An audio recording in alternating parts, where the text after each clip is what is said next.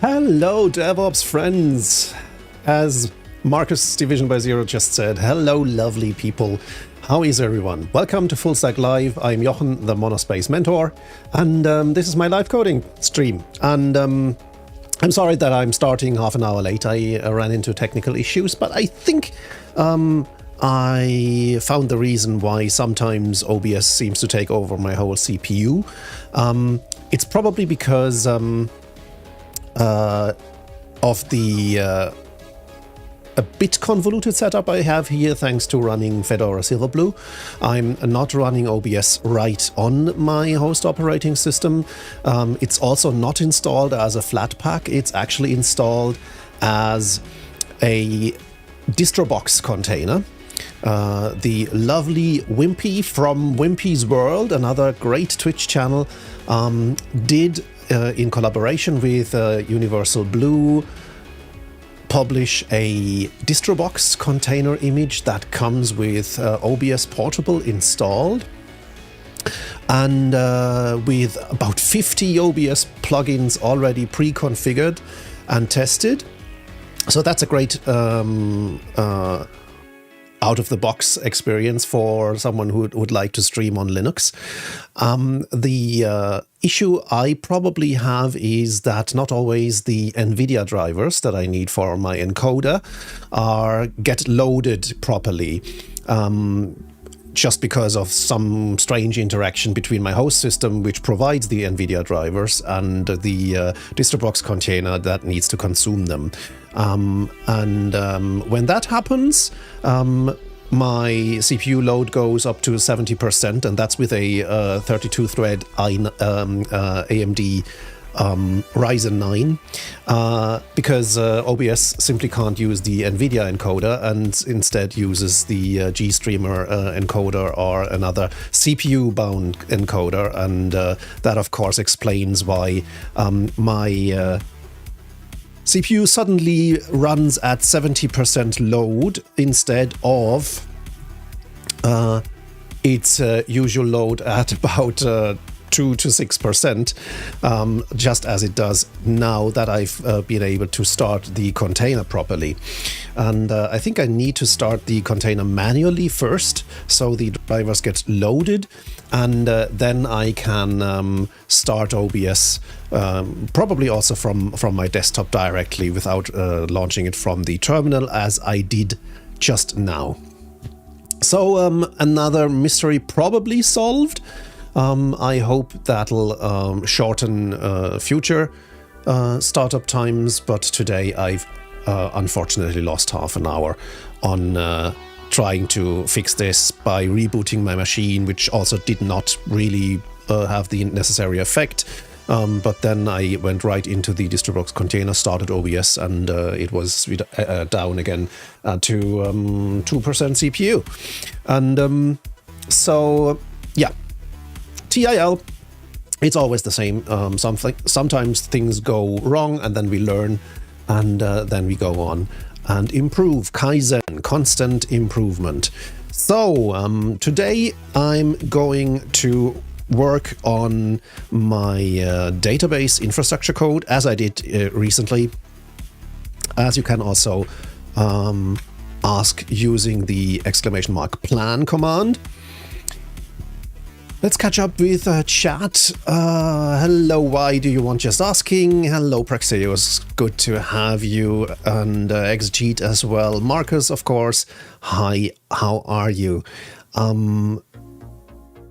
That's that. I also got my home server RAM today, so hopefully it'll work. I didn't have... okay. I didn't have... yet time to install it, but that will allow me to, for example, run a Windows VM, and we'll see how that plays into my whole streaming setup and stuff. All right, so I guess we should get right on it and do some infrastructure coding, shall we? Let's get started.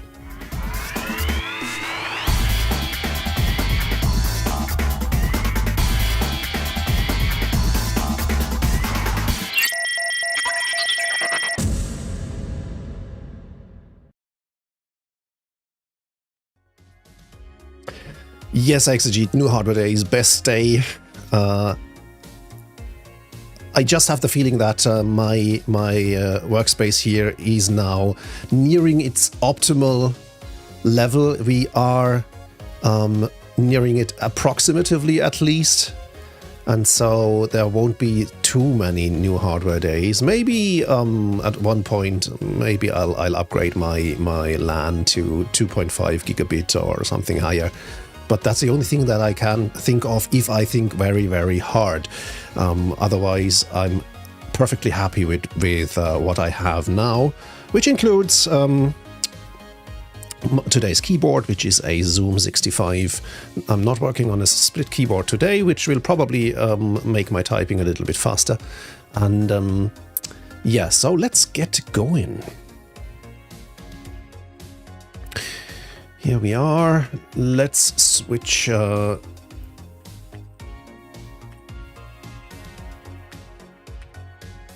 Oh, yes, I don't have any Tmux sessions anymore because I rebooted my machine. So let's start a view from scratch. I always start with my dot files because I always return to them. And then we'll have to go into my cookbooks repository. And now I need to reorient myself again after I did the same with Division by Zero yesterday when we did a short pairing session. I always have to get my head around where I'm actually at with all these interconnected cookbooks, and yeah, to answer the question again, why we have so many cookbooks around MySQL, it's basically different levels of abstraction. There's the MySQL X cookbook, and that is the most generic MySQL cookbook we have. That sets up a single MySQL server, and you can then determine its parameters to adapt it to your hardware and stuff, to the available resources. Then there's the MySQL Freestyle Cookbook, which is basically based on top of MySQLX and has all the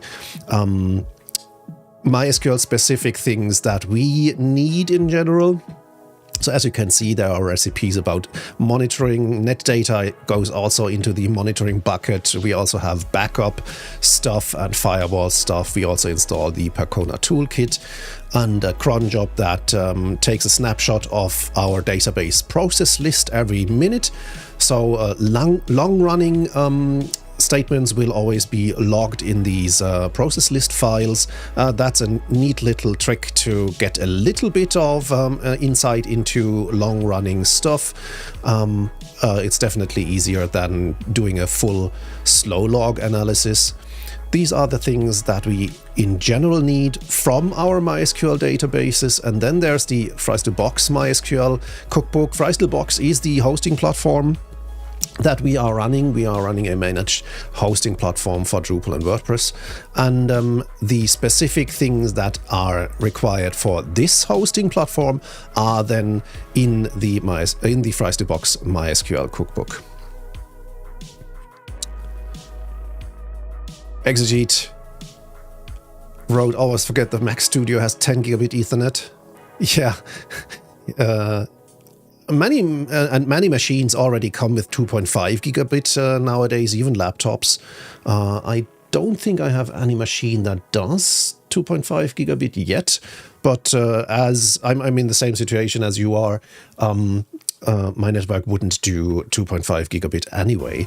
So yeah, that's why I said maybe if I really want to improve things in that regard, I'll upgrade the network eventually. But other than that, I'm pretty much at the optimum at the moment. The only way I could really drastically improve my situation was to get a new office at all, but that's not in the cards, I don't think.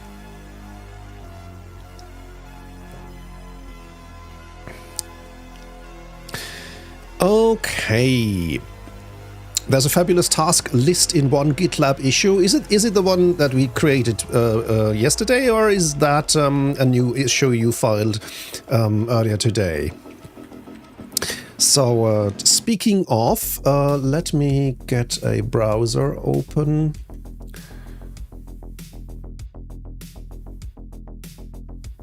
With GitLab already open.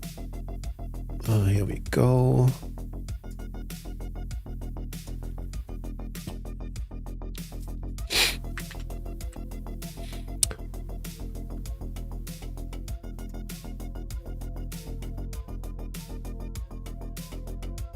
I think this issue here, MySQL Freestyle Cookbook, needs to use updated MySQLX Cookbook. That's one we can actually close because in this branch here, MySQL Freestyle Simplify, we should already be using the latest cookbook, the MySQLX Cookbook.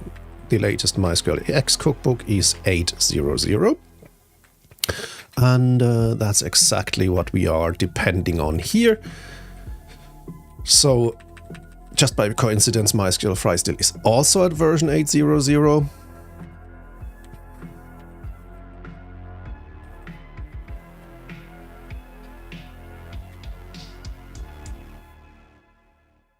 Maybe we should also add that to the changelog. But just in order to reorient myself, for this cookbook there's already a merge request in here. So I would have to amend this merge request. The pipeline passed, so we could merge this after a rebase. But yeah, I think we should also note that there is another breaking change.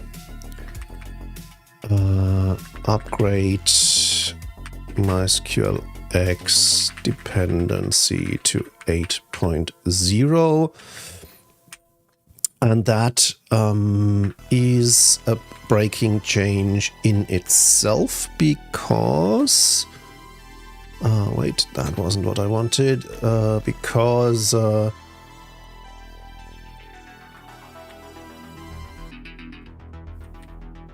we dropped a few features from there.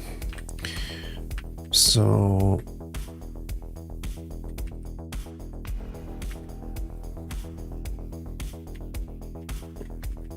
major version jump for SQLX 80. Well,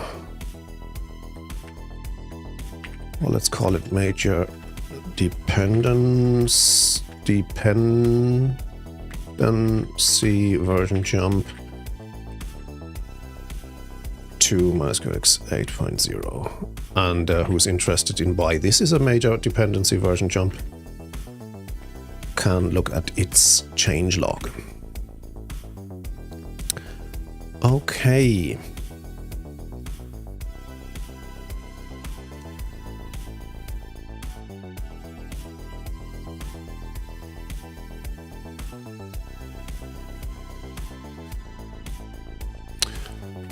Good.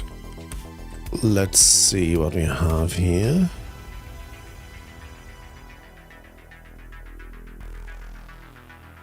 Okay.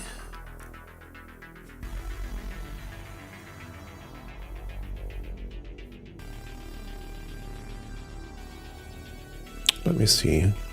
GitLab issues.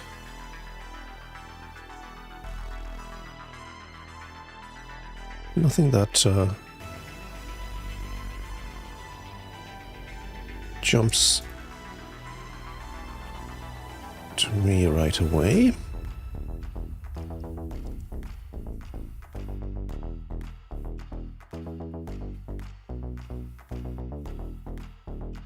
But there are a few things that we can actually close here. Stuff that's ages old in part. Okay. That is addressed in the current change.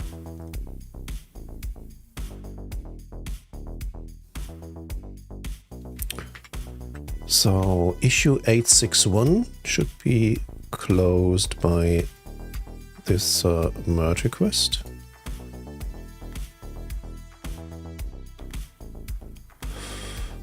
So let's go ahead and edit this. Let me see, metadata. Yeah, by using this dependency.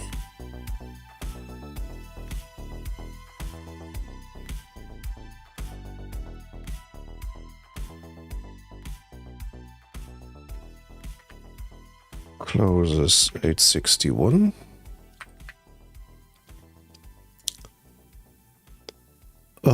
Converge does not break in MySQL for us to client anymore.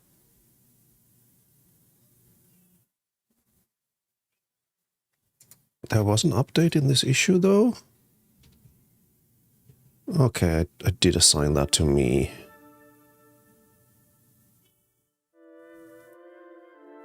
Oh, well, number 65. We'll close that with this merge request as well.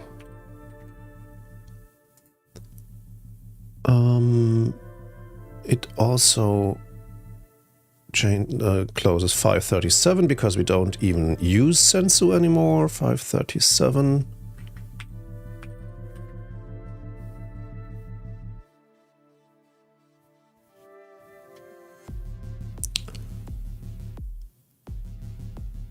The burp integration might also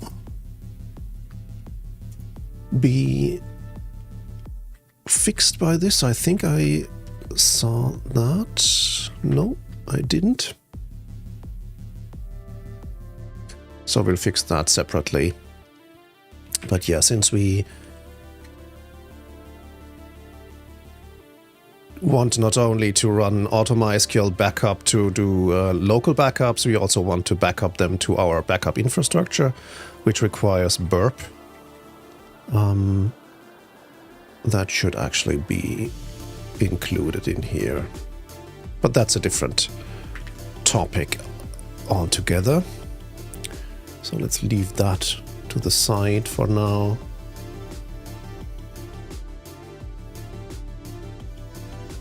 And these other ones can be closed separately with a comment. Okay. Marcus, can you point me to the issue that you mentioned earlier?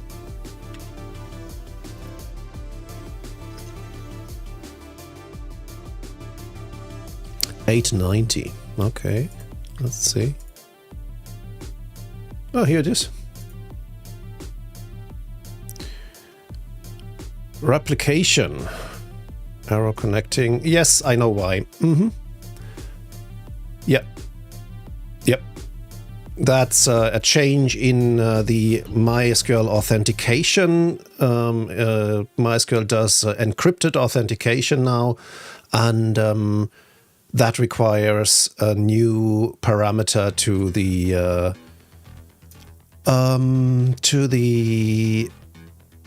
create replication statement. I did find that during my experiments, and we'll have to incorporate that in wherever we set up replication. Yep, I'll assign that to myself because I already know where to look. That's something we might be able to do later, but first I need to get this here done. So I'll edit this so we can close these issues and get a little bit of headspace. And I'll also commit the changelog entry.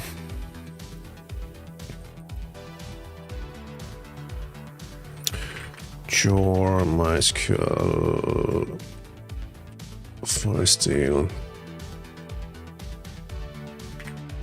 add to changelog, or add changelog entry, add changelog item. We'll call it this way. Yep, the merge request is already in there.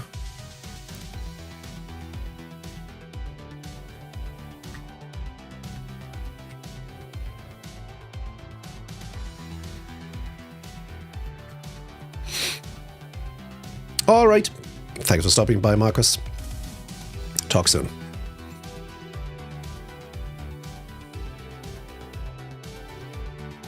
Yep, I read about it on Zulip.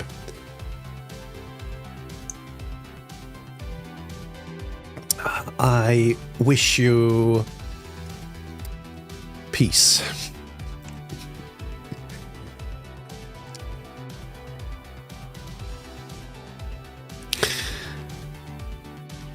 Okay, so I was thinking about, well, I could do the rebase here locally, but that'll then... Yeah, I should... CI will run the tests again anyway, so let's do that actually. So let's do git fetch origin. And git rebase -i origin master. Update kitchen images. Yes, remove duplicate. Disable forced file naming and then changelog item.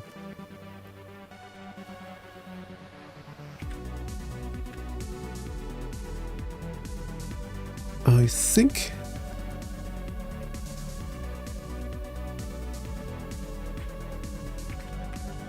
we'll leave it like this. Let's do a force push. And then we'll go to the merge request. And let me see, there is a pipeline running already. We can cancel both of those actually.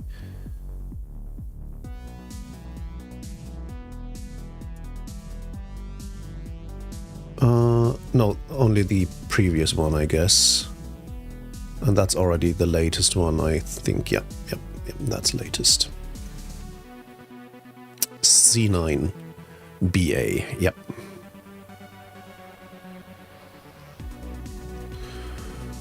So let's see.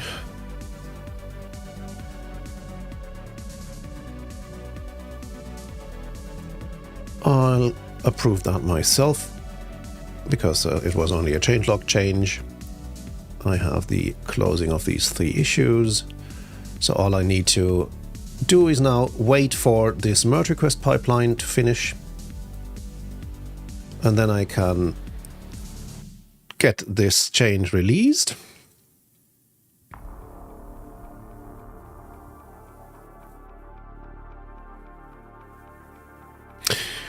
In the meantime, I'll take a look at what we need to do after that.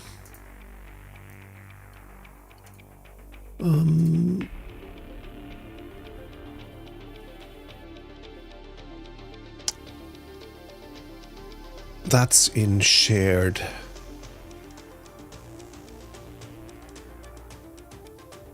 Where is the shared thingy? It's not in here. Okay, interesting.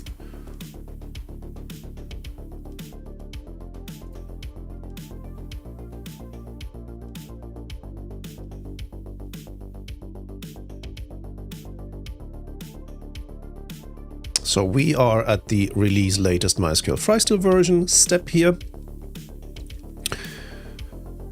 Oops. And then we'll have to do a little bit of node attribute work, because that's the main change in this version. We dropped a lot of duplicated node attributes. That's a change we did in my previous live coding stream. So that's a little bit of housekeeping then. And then we'll be able to test this.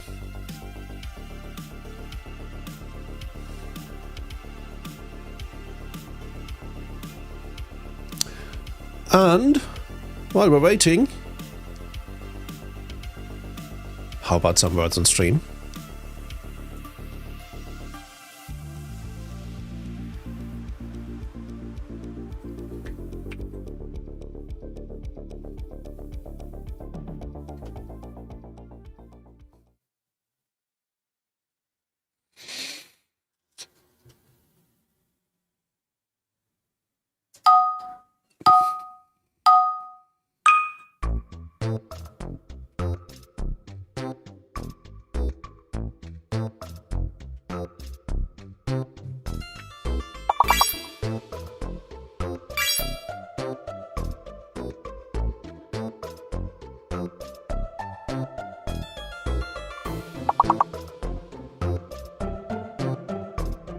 Hey Dragon Dust, good to have you.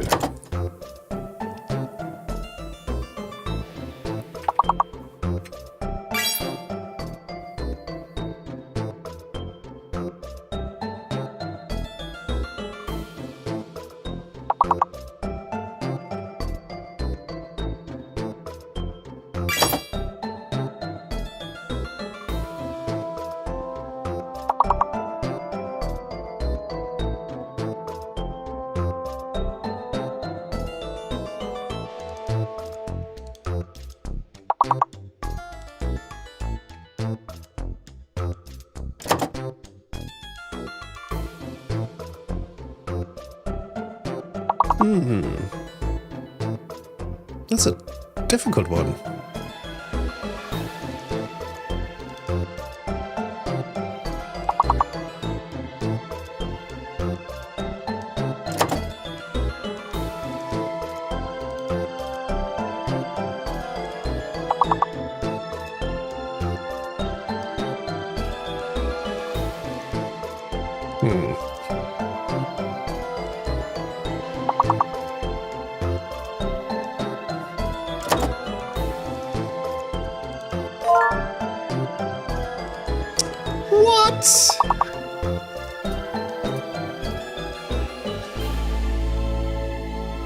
But even this majestic solution by Praxeus didn't win us the level.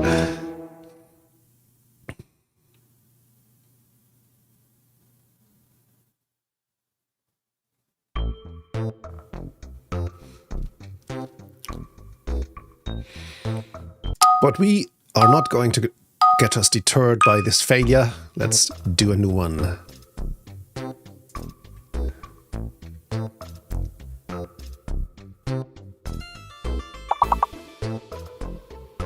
What are these letters?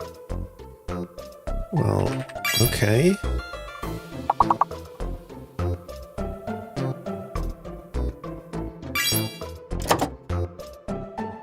Disco is a nice one.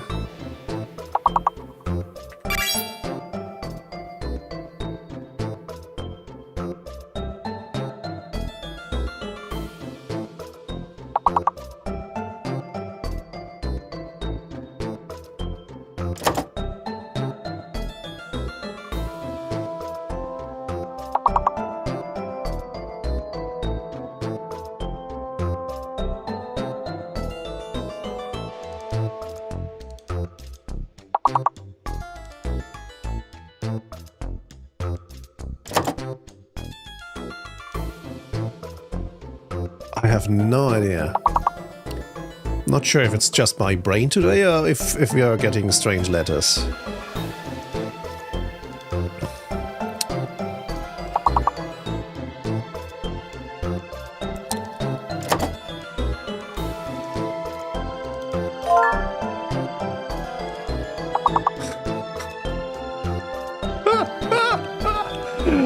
How do you find codfish? Come on, someone quick. We need sound points. No pressure. Of course. If there's disco, then there's disc. And there's also discs, right? Nope. That wasn't. That probably wasn't. The second S. But, hey. Success is success.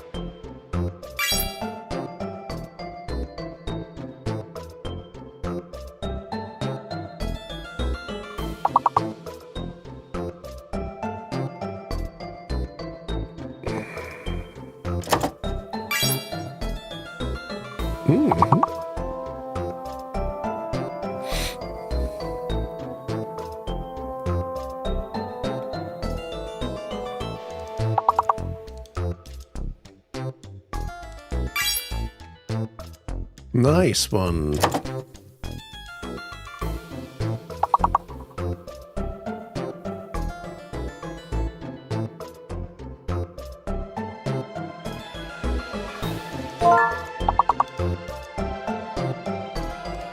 I know, but hey, what gets the work done?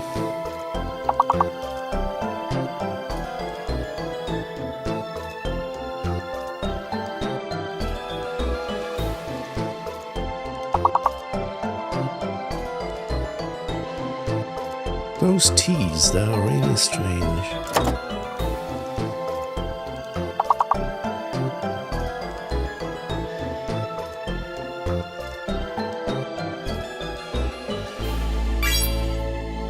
Chuffed, nice.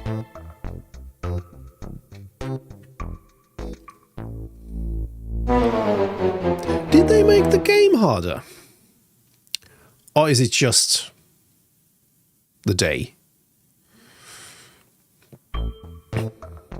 I blame biorhythm. Let's take a look at our merge request. Test suite is still running, so we'll go for another one.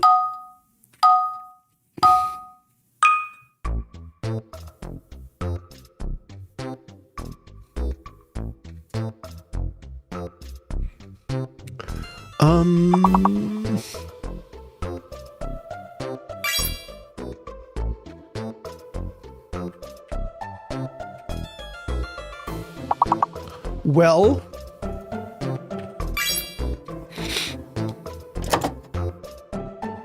low-hanging fruit.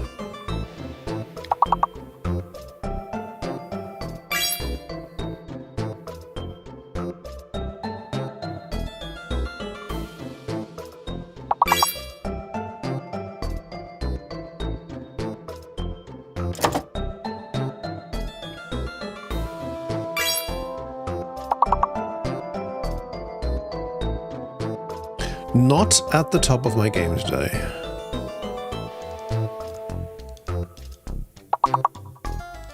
A single vowel, the Y not counted. That's really strange.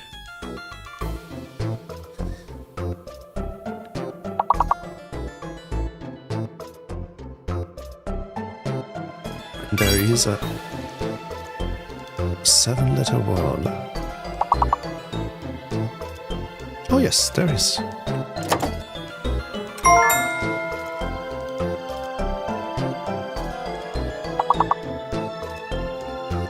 Is my brain warming up?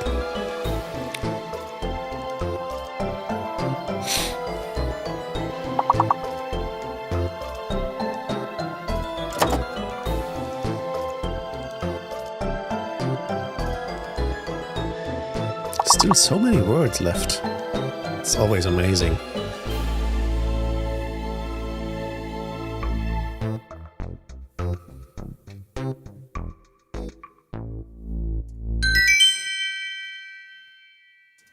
Well, well, well. Enjoy the next level.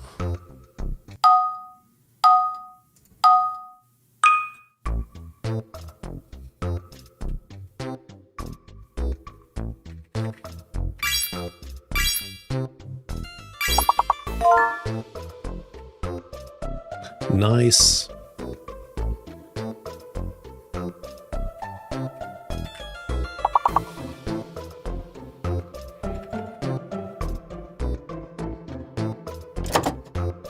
Flush the bombers, get the subs in launch mode.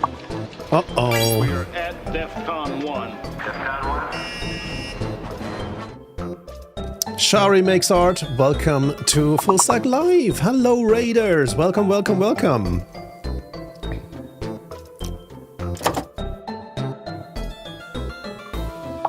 Kubernetes looks different. No, that's the new version. It's letter-based. We're just passing the time while my test suite is running. So join on in. Let's do some words on stream. We still have a few points to go. Shari, what have you been doing? How was your stream? I hope you had a good time.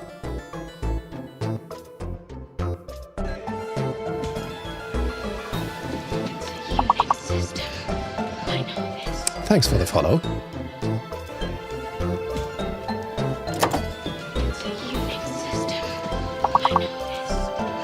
Fake Clone 132, thank you. Welcome to the stack.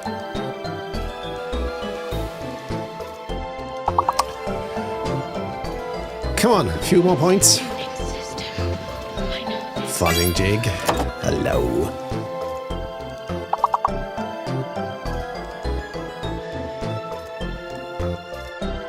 And Pizza Detective, what a great name.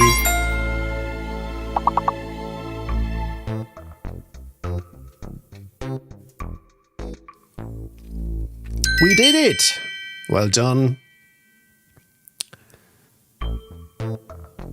Let's take another look at my test suite. Still running. Since we are doing infrastructure work here, test suites take quite a bit of time because VMs need to be spun up and infrastructure code needs to be deployed, run, and then tested. So that usually takes a few minutes. And that's why we are passing the time with words on stream. It's a lot more interesting than watching GitLab CI doing its work. Jafar, welcome to the stack.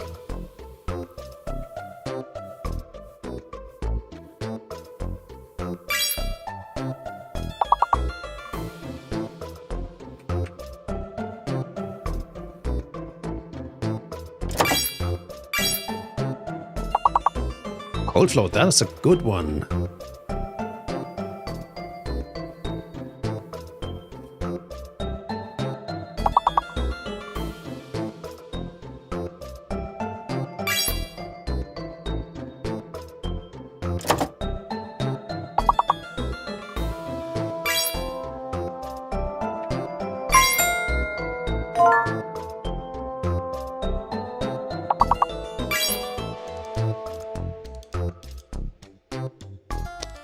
Will we get all of them?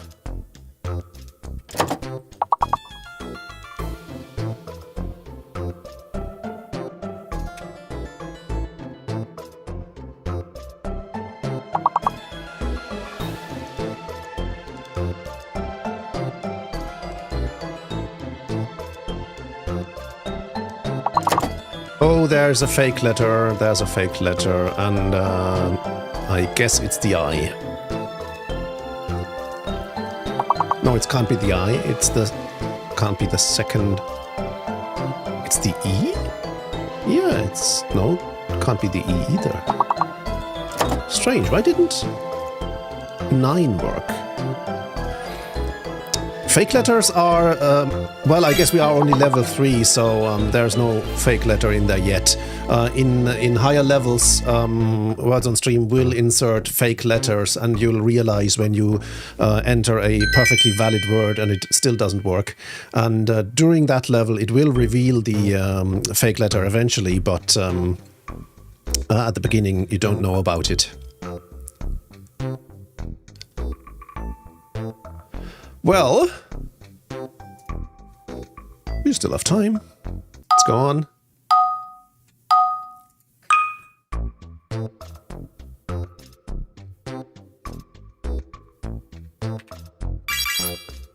Everything is fine. Everything is pine? Everything is pain.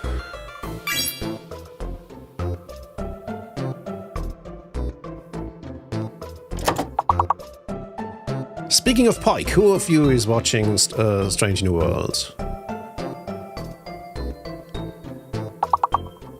And what do you think about it? Ooh, making progress.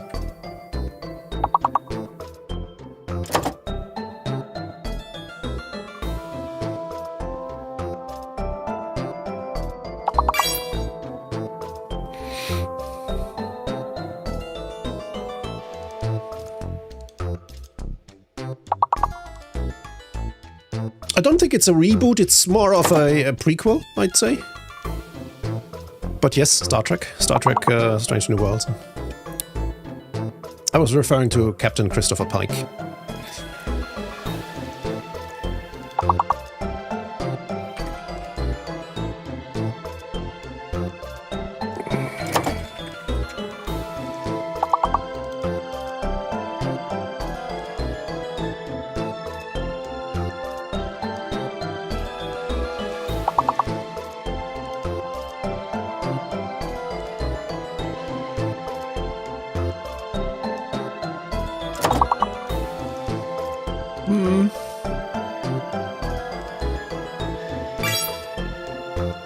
Nice. Almost there, almost there.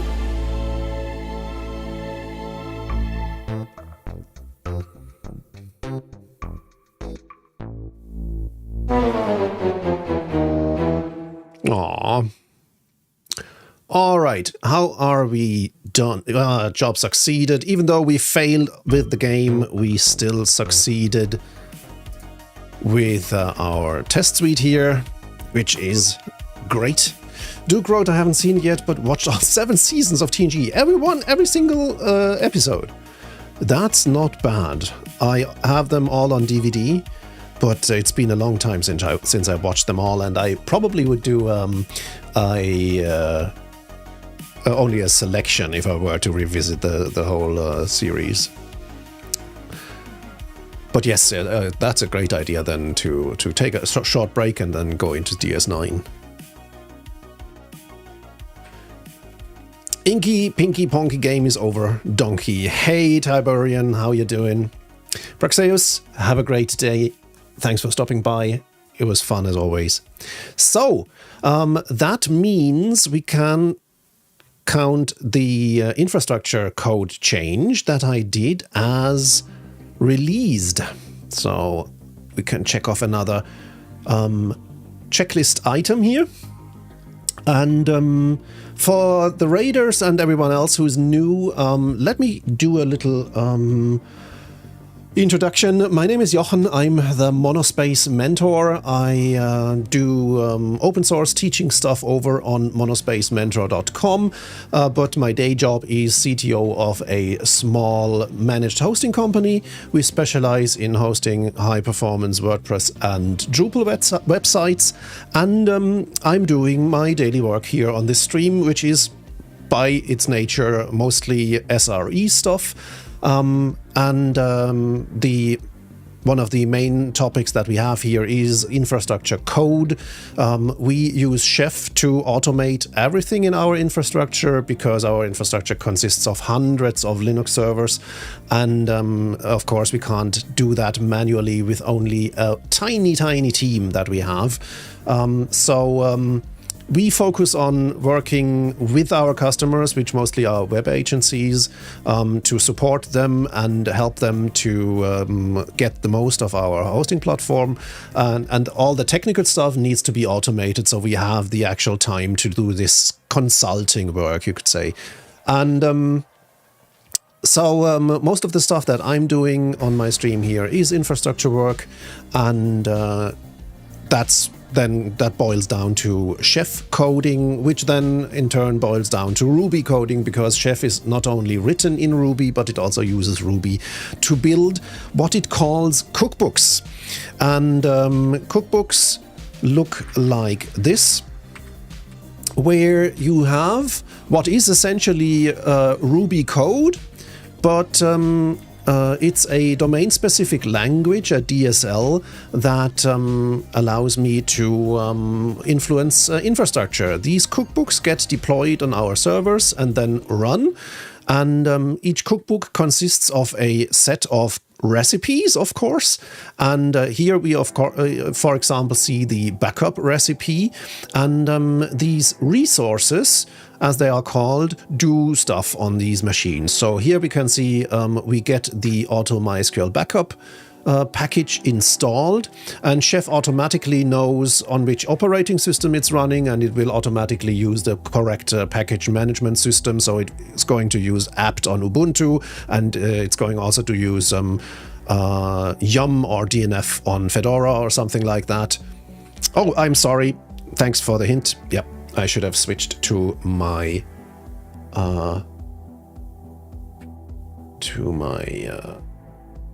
coding screen here. Here's the package. Then we go on to writing a template, which means it'll take a template out of the templates directory here, fill all the placeholders, and then write it to etc default auto MySQL backup. That's the configuration file for auto MySQL backup. We also need to create the directory where the backups are going to be stored. White Panther, welcome to the stack. Needs a wrong scene redemption. That's a great suggestion. Yeah, I'll go right and implement that, and I'll probably make it 10,000 points or inodes in my case. If people misuse it, are there people who would ever misuse that? I can't think of anyone. Can you?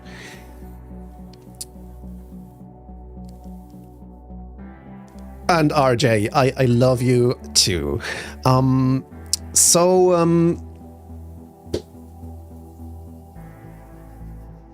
Thoughts on Chef versus Puppet? Nothing too substantial, I'm afraid. So when I started my company back in 2010, Puppet and Chef were basically the two choices we had. There was a third configuration management software. I can't quite remember the name of it, but it was pretty complex. The guy who built it is brilliant, and so was his software. No, Ansible, I'm not sure if Ansible was around yet in 2010, but no, it's not Ansible. I can't quite remember the name. It wasn't Salt either. But Salt was around back then too. I knew Puppet from my previous gig as a corporate IT manager. And from what I saw there, I wasn't too convinced. So when I took a look at Chef with its pretty easy to read code, as you can see here, even if you haven't ever seen a single line of Chef code, you can pretty much tell what's happening here. And I really liked that. And so the decision to go with Chef was more of a gut feeling. And I can recommend Chef, or if I were to start from fresh again, I would use Sync, which is the open source version of Chef. Basically the same that happened to Terraform recently happened to Chef a few years ago, where a purely open source project spun off the semi-commercial and getting more commercial version of Chef, and that's Sync now, which means Chef. Sync is not Chef, it's another one of these recursive acronyms. And I'm pretty happy with that. And Chef was what actually got me into Ruby coding. I love writing pure Ruby as well, and I've also built our customer dashboard application with Ruby on Rails. Ruby is, I think, a very pretty but effective and efficient language, and its explicit focus on developer happiness is something that I can get behind any day. It's a Unix system. I know this. Apollo Sings, that's a great name too. Welcome to the stack. Thank you for your follow. I really appreciate it.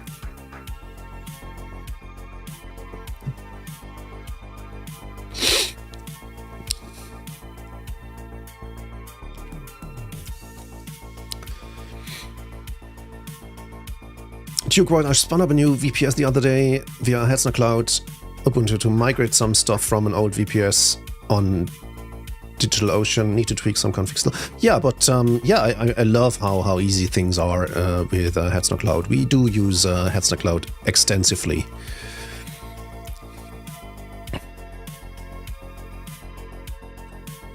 As you can imagine, our Hetzner invoice is in the high 4 to 5 figures every month. So here's, for example, a resource that sets up a cron job, and what I realized a few months into starting working with Chef was that I then can also use pure Ruby syntax, like this conditional here, to influence what these resources are going to do.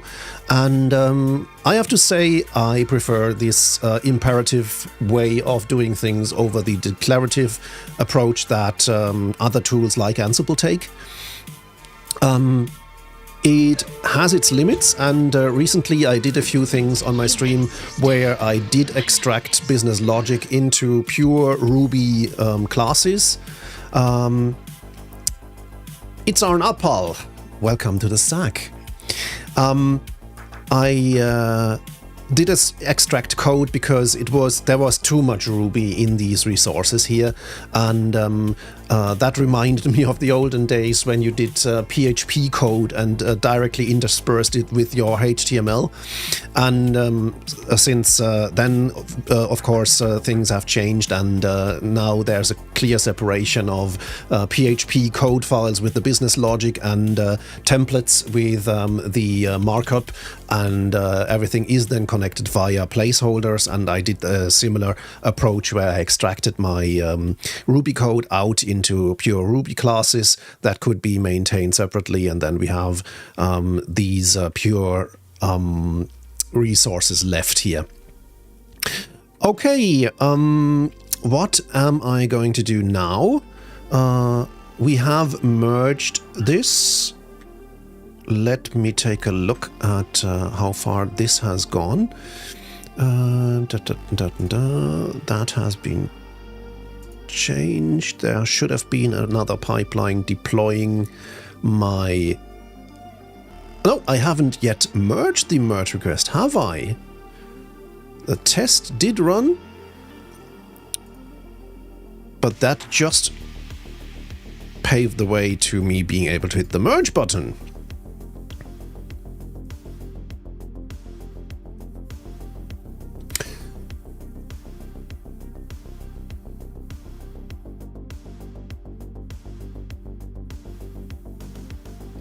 Spartan, you're perfectly right. Of course, it depends on style and things like that. If code is pretty or easy to read, and yes, I can imagine that there is very sparse Ruby code that's hard to decipher, especially if you're not familiar with the idioms.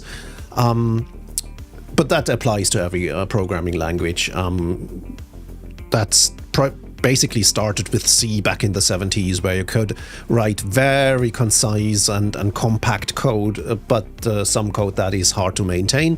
And I would say it's all about maintainability in the end. Someone needs to be able to maintain my code, most likely future me in 6 months.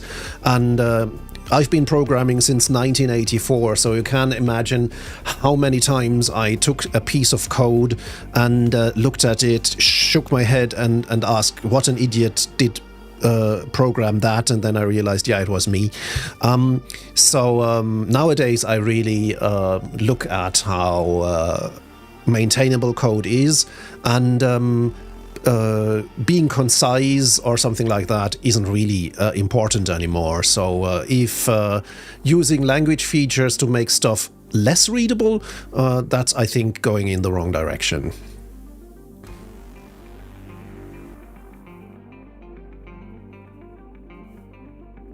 Tiburon tried the Ruby tutorial and was working in the browser.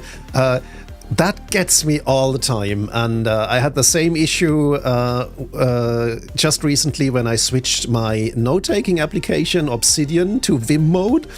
And it does have a pretty nice Vim mode, I'll give it that, but of course I instinctively then pressed Ctrl W and closed my tab, so I had to change a few more key bindings in there. Yeah, I can imagine that gets you all the time if you do something in the browser and think you're using Vim.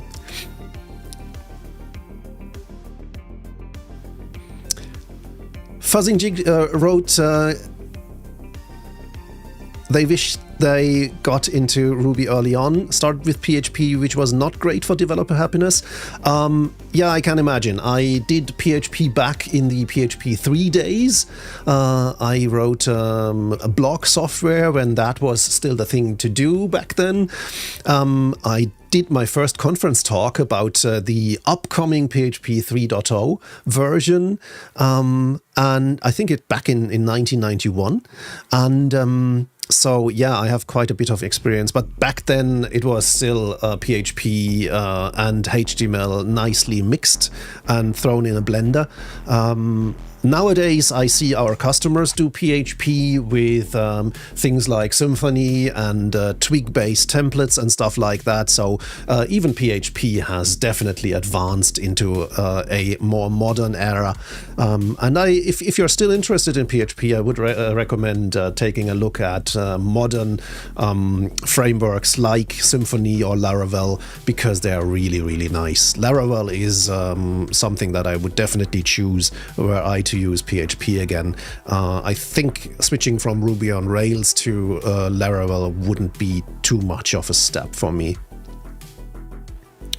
And Spartan, monkey patching, of course, is also a thing that makes your whole code unpredictable, because it does introduce these, as it's called, mystery guests, where stuff happens just by magic. And I even have a recurring post on Mastodon, which is a quote, I think, from Sandy Metz, one of the luminaries in terms of object-oriented design work in Ruby, and she definitely also advocated against monkey patching for a good reason.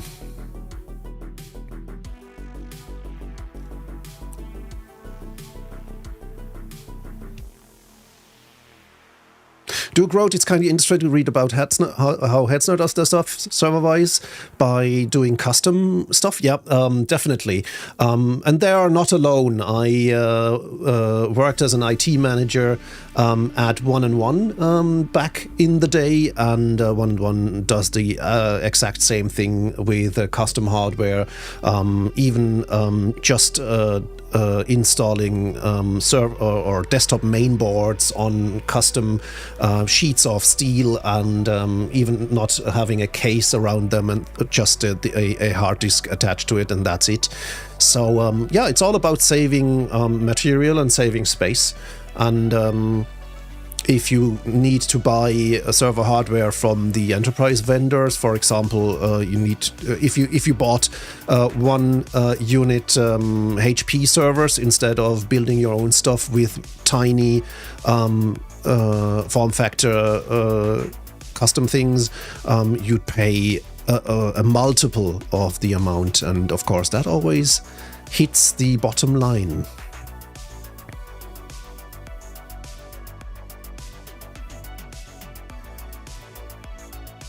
Fuzzinjig working with Lua and Rust now. Yeah, that's brilliant. I do enjoy Lua when I have to do some plugin configuration for my NeoVim. That's something that I definitely also enjoy. Lua is easy to grasp, and it's definitely hard to replace as an embedded scripting language. That's true. Especially if we're talking about World of Warcraft.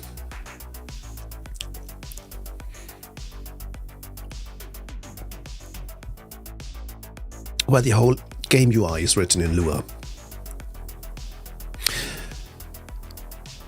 Okay, our deployment pipeline should almost be finished. It won't run tests anymore. It just releases the latest cookbook to our chef server, where it is not going to be used by automatically, because we have pinned versions for on an per environment basis.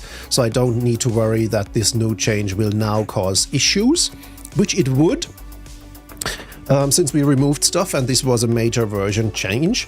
And that's exactly why I have this this checklist here, where I need to do more changes now, and only down here I'll update our production environment to use the latest versions. And I think I need to actually update this, because we won't switch the version of MySQL Freestill. We'll actually change the version of Freistilbox MySQL, because yeah, we are dealing with 3 cookbooks here, which are based on each other. And so MySQL X is the lowest one. It's generic MySQL stuff. Then MySQL Freestill is stuff that's added to this cookbook, and is company specific. My company's name is Freestill IT. And then finally, Freistilbox MySQL is the stuff that we need for our hosting platform. And of course, we only pin the most abstract cookbook, because that then has dependency constraints for all the lower level cookbooks. So I have to edit this, where we say we have to deploy the latest Freistilbox MySQL. Is it dash or an underscore? Let me take a quick look. We try to make this consistent underscores, but for historical reasons that's not always the case. As you can see, there's still a dash in there, but I think the Freistilbox MySQL cookbook has an underscore, yeah. So let's do this, and here we'll do the same as 2 rows above, the latest Freistilbox MySQL, and I'm not even going to predict the version number. We'll see about that when we get there. So we'll update the test environment, we'll set up databases in the test environment, which my colleague Division by Zero has already done, I think. They just don't do replication, because there was an issue with MySQL 8, because these test databases already run MySQL 8, while our production infrastructure mostly is still running MySQL 5.7. we have to deal with quite a bit of technical debt, and this whole procedure here is part of removing some major technical debt there. Enotic D, hello. Yeah, that's I love it's a new hat I got from my family when they returned from Peru just recently. I spent Christmas and New Year's alone while my family was enjoying nice summer temperatures and celebrating Christmas in Peru at 20 or 30 degrees outside. And they brought me back this hat, and I really, really like it. It's a nice woolen hat, and with the Irish temperatures at the moment, I can really use it. Okay, so let's go on and make a change to Fries the Box MySQL, which needs an underscore, as just stated. Okay.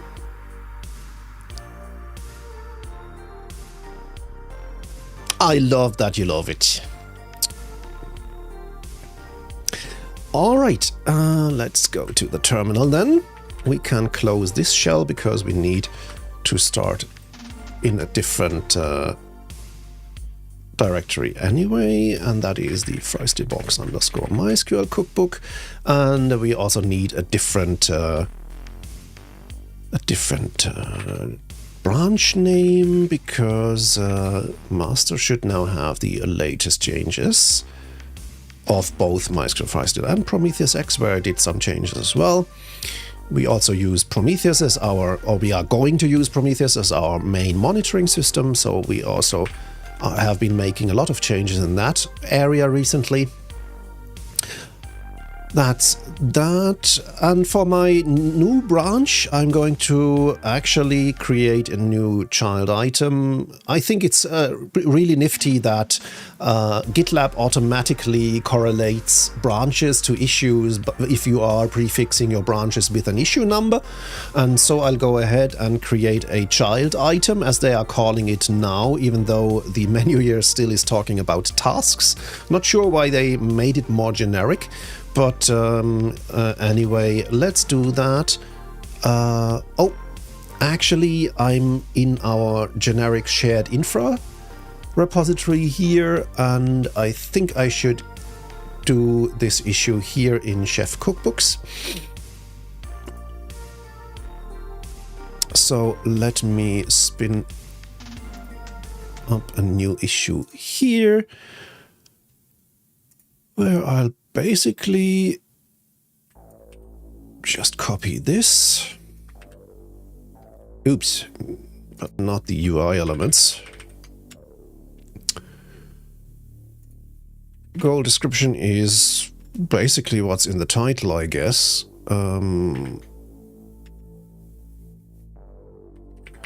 Use, this time we can actually pinpoint the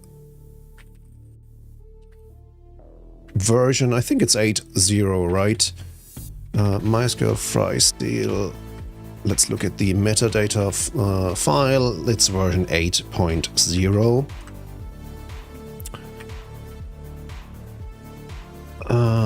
Assign that to me. Labels are, we can go right into workflow 6 implementation. Severity is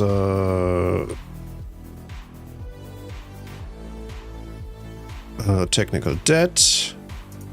And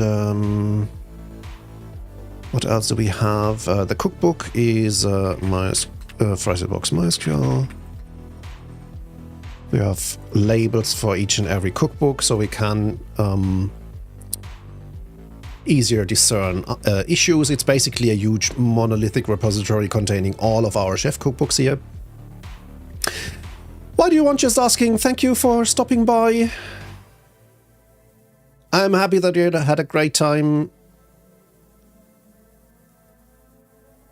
And talk soon. Thank you. Have a great rest of your day. That's so kind of you. Okay. I'm missing what am I missing? It's the scope. The scope. Let's see. Scope is infrastructure. It's not a product change. It's an internal infrastructure change. So let's create this issue. Just so I get an issue number. And we can even associate that with the other issue over there. So that's Chef Cookbooks 891. Linked items. Add is blocked by Chef Cookbooks 891. Is it that way? I think it is. Yes. So now I can make this necessary change. What am I doing? I'm getting confused now. Maybe let's close everything down and start from fresh so I don't get confused, because some of these files are named the same. And the main thing that we need to do is change this dependency from 7.0 to 8.0. And since we are doing a major version jump here, that means there has been a breaking change, and that turns this major version, this dependency change, into a breaking change as well. So I'll use a command that I've created as a rake task, where I can simply say bump this cookbook by a major version. So we did change this to 5.0, and it says it can't install MySQL Freestyle 8.0, which is demanded by the dependency list, because the local cookbook, as it's installed here, still is depending on 7. So we'll do a Burks update MySQL-Freestyle, which tells Burk Shelf, the tool that manages our cookbooks, to update MySQL Freestyle, which it did, and that way our dependencies are now up to date again. Yeah, Burk Shelf is a nice, funny thing.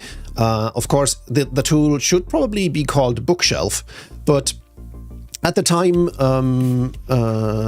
the author created Burk Shelf, the chef community had already realized how terrible it is to be Googling for stuff that that completely depends on kitchen metaphors. Heat Fan, welcome to the stack. Good to have you. Thank you for the follow.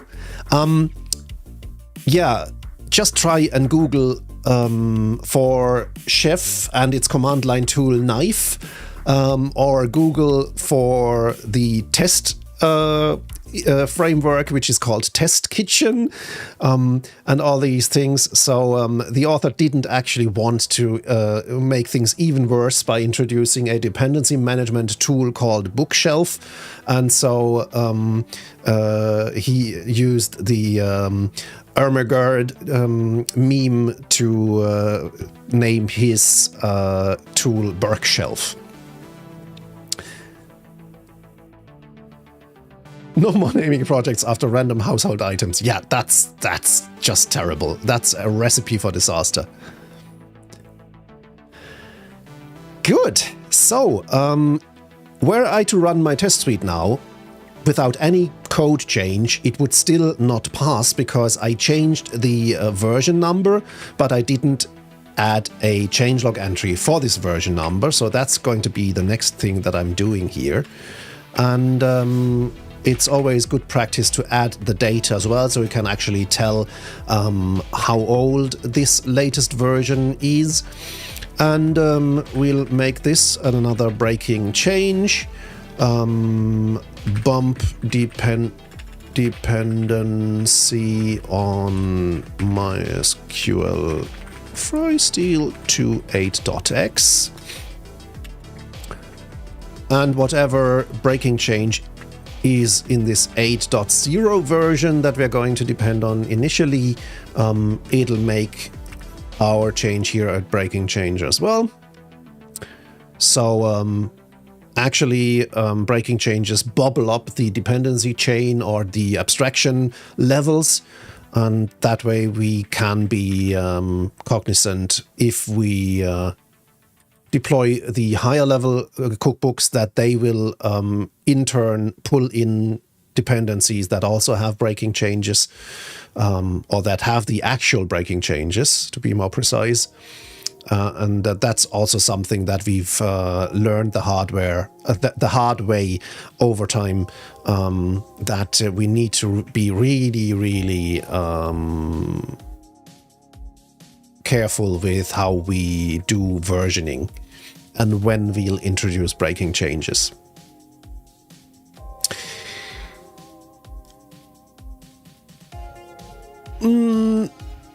Is there anything else I need to do? I don't think so.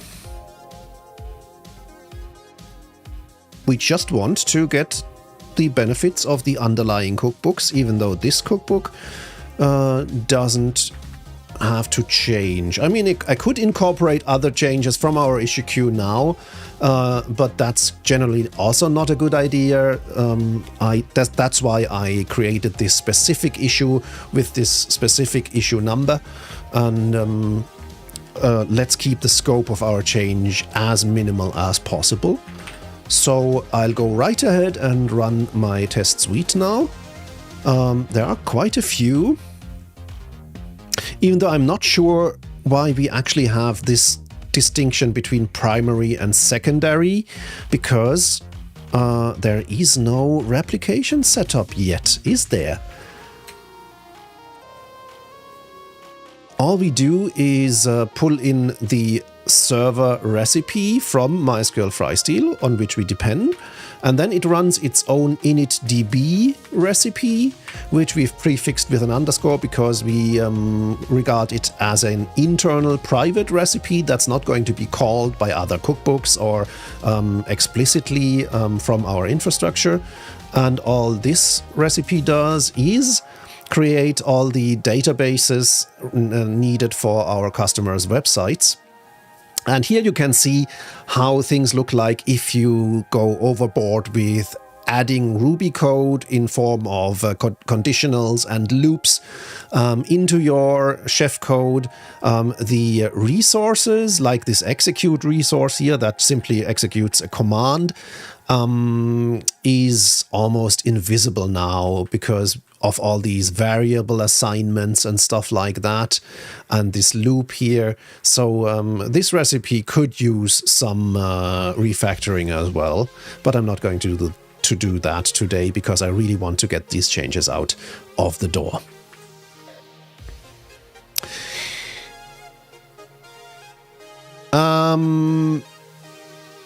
That means we can, then let me ask again, why is there a primary and a secondary test suite?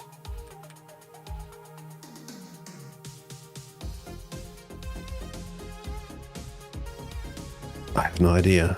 The only difference is this replication master host node attribute. Node attributes are how you pass variable values to Chef without having to hard code them.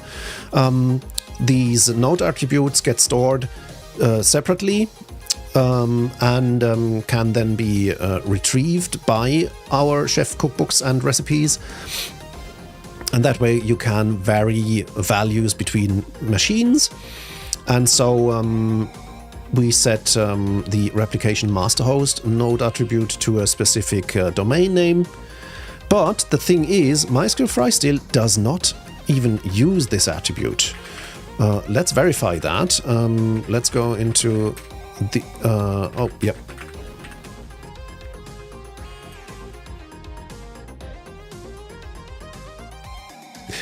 That's a good question, Fuzzingjig. That's only test data. So in In this particular case, that's actually something that the recipes take care of themselves, which is mostly convenient. So if this node attribute server root password isn't set, the related chef recipe will automatically generate its own password and store it in the server's node attributes. And from then on, it'll use this auto-generated password. But here, in this test suite configuration, I need to have a predictable password because my tests might be doing specific things, where I have to run a query as the root user, and here I need a predictable password. Otherwise, building this test would be pretty hard because these tests don't have access to the actual node attributes. So that's why the test suite configuration here hardwires the root password to a value that we can then use. In our production environments, this password won't be set by anyone human, but by the infrastructure itself. And since only the infrastructure itself also uses this password, it's fine that it's buried in the node attributes. Okay, I wanted to verify that there is no replication attribute in MySQL Freestyle, so let's simply look for a replication. There's not a single occurrence of that. I'm not sure if that was preemptively or I have no idea. So I'm going to actually throw this away because it's just wasteful. We'll keep the primary active test suite for now, indicating that someday there will be a secondary passive as well, but not yet.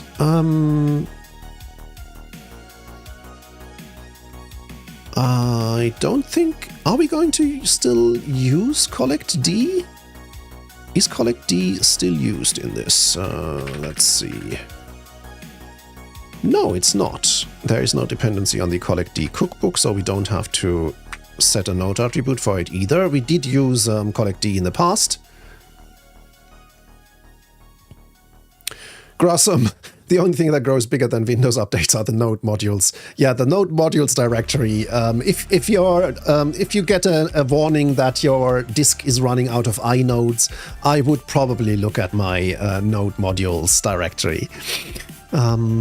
Sensu is out as well.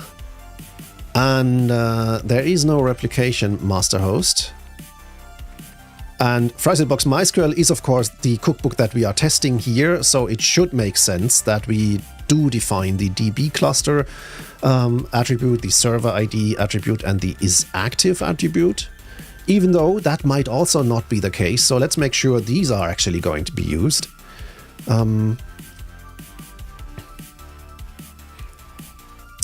Good day to you too, Gressam. Welcome to the stack. Let me see. db_cluster should be used outside of my kitchen YAML file as well, and it is. That's good. How about server ID? I don't think it is. Yes, it is, because we override the server ID node attribute in MySQL Freestyle. It's a good idea that I actually checked, because that needs to be changed.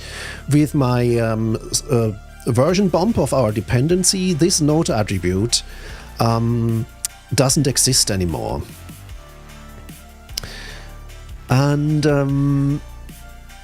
you know what? I think we should throw that out too. And since we are already in a breaking change, that's the perfect opportunity.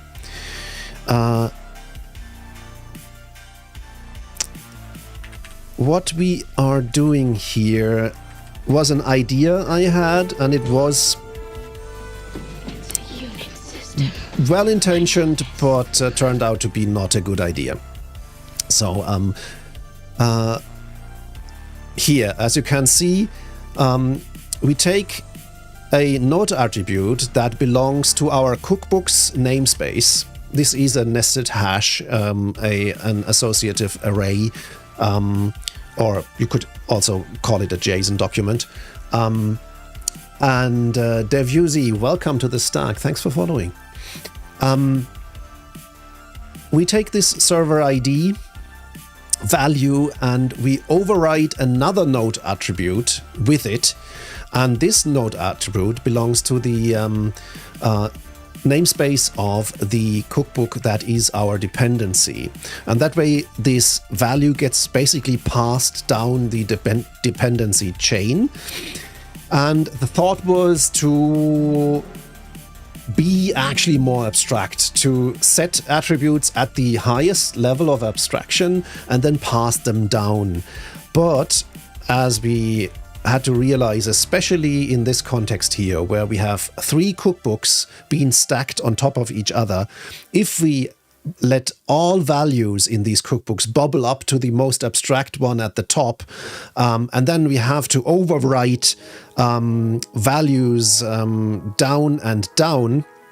For example, this attribute then would also be used to override a value in the 3rd underlying cookbook and end up there where it will actually be used. So we pass it down 2 levels, and that's just wasteful and very confusing, and also sometimes pretty unpredictable, because all these cookbooks have default values for these, and then we override them. But who did override them first?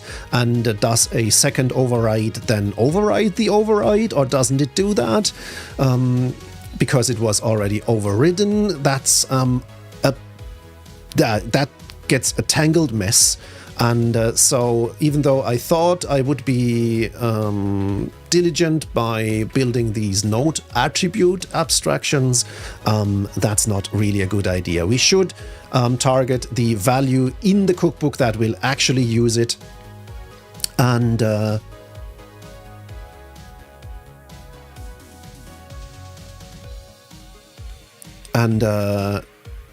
be done with it. Fazinjik asked, would that also establish a one-to-one relationship between those cookbooks? So one cookbook couldn't instantiate 2 copies of the child, or is that not an issue for this use case? It's not. And I think that's part of where I went wrong. I was applying basically object-oriented design to chef cookbooks. And chef cookbooks and recipes allow for a certain kind of compartmentalization, but not isolation. So it's really not comparable to, say, how you deal with class abstractions or things like that.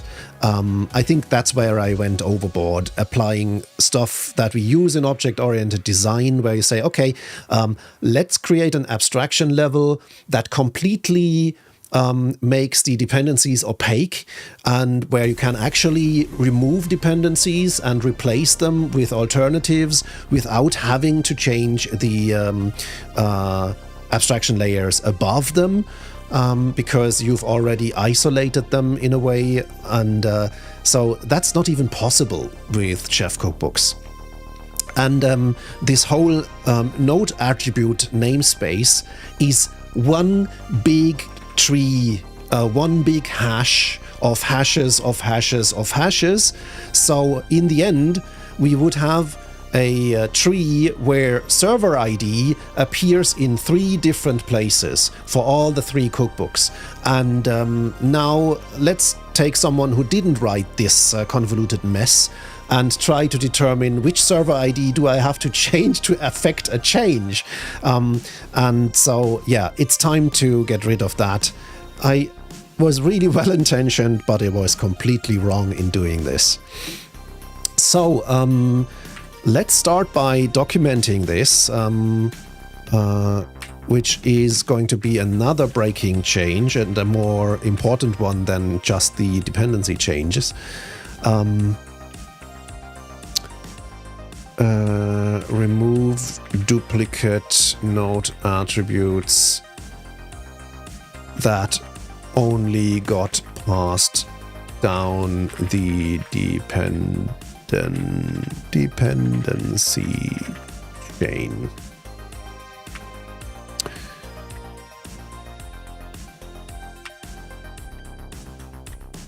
We did the same restructuring with the underlying cookbooks as well, where we did the same duplication in a more extensive way. Here it's just one single attribute. One level down, there were 20 or 30 attributes that we had to throw out. And that's the main reason why this dependency change is actually a breaking change, because many of the underlying attributes got removed as well. So that's important. And before we can actually use this cookbook, if I take this away, is of course, wherever we had been using FreeStylebox MySQL Server ID, we now have to use MySQL FreeStyl Server ID. But since that got removed as well, we actually need to use MySQL X Server ID, where it actually has actual use. And yeah, these shadow attributes, I did add this comment even. Shadow attributes in other cookbooks should be assigned in the default attributes file, where the primary attributes are defined to avoid issues with loading order. I don't even know what I meant by that. The primary attributes are probably the most abstract ones. But yeah, these issues with loading order are exactly why this whole thing isn't a good idea. So if I throw this out, we have to make changes to our node attributes in our server environments first. But yeah, that's going to be work that needs to be done. And that's exactly why I have this checklist here, because as you can see, there are items in there. Update roles. To copy MySQL FreeStyl attribute values into MySQL namespace. I should rephrase that, because now the same happens to the FreeStylebox MySQL cookbook too. So I'll rephrase that more encompassing. Update roles to follow node attribute namespace changes. And the same needs to happen to the nodes themselves too.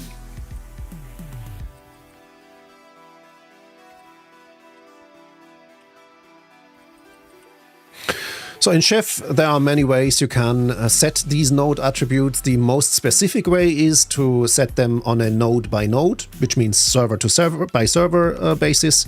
But of course, if you have multiple servers who have the same purpose, you would have to make sure you always have the same value for each of these servers, and that's why Chef also knows a concept of roles, which you can then assign to a whole bunch of servers, and once you change the role, the node attribute values change for the whole set of servers. In both cases, we need to basically apply the namespace changes that we've been doing. Yep, that's that. So we'll get rid of server ID, and we'll get rid of replication master host, because it doesn't even exist.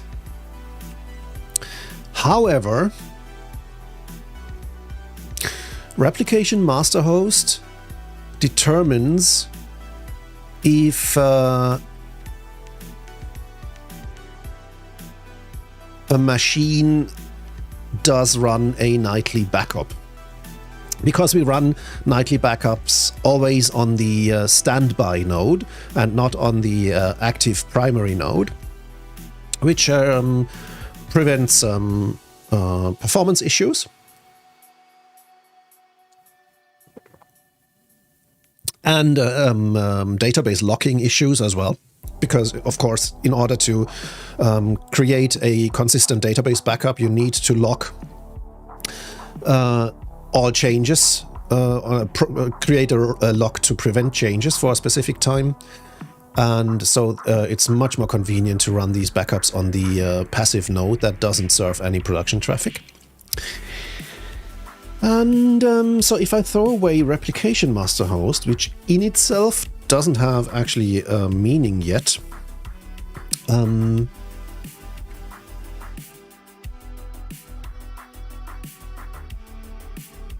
that needs to change. But as I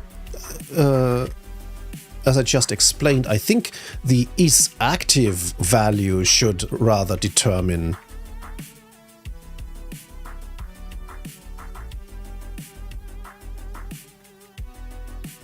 if we do backups.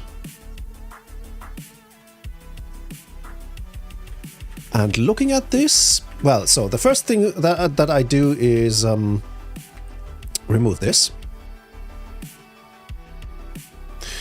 If the node is active, then we'll override this value and say backup enable is false. That does make sense. But there are cases. There's one case where this gets in the way, and that's actually if we have an emergency and our standby database fails or needs to be rebuilt, we would have to run backups on the actual and only node in the cluster. And so I think it's not a good idea to override backup enable in the first place.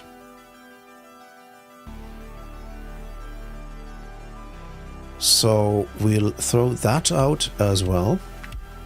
And since we are throwing out the server ID, that leaves this only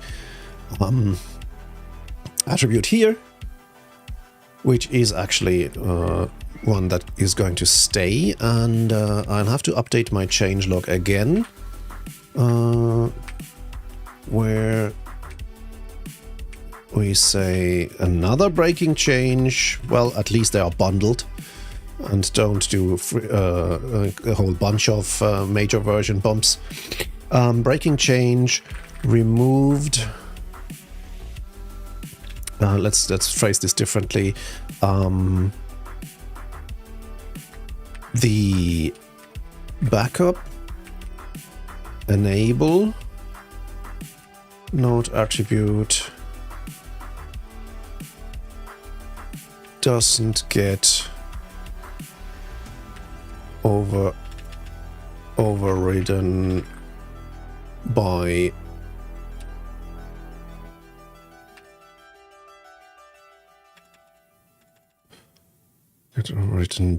based on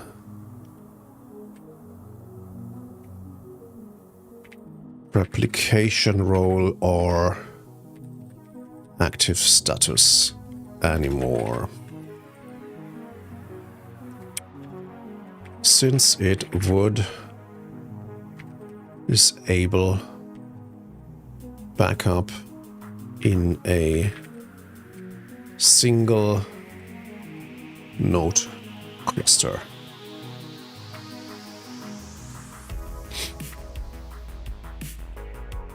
Now, backup enable.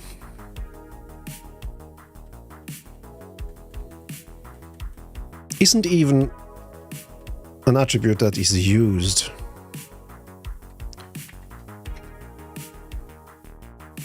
Here.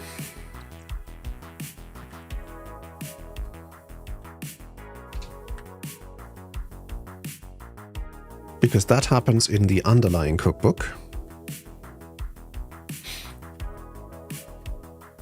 There's so much stuff where we created a whole web of dependencies and influences. Yeah, that's embarrassing, and I'm quite happy that I'm able to untangle this now. Let's see. We still override a value here, which we should not, I guess. And we do override values here as well. Well, I leave the net data stuff because I haven't touched that recently, and I would have to familiarize with it at first. But let me see. The MySQL Freistic book is what's doing the backup, which means that we have these things here, backup enable, so we'll enable that here or not.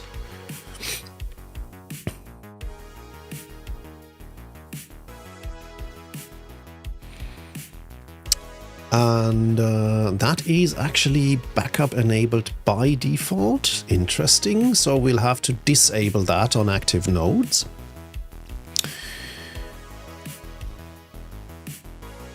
Okay.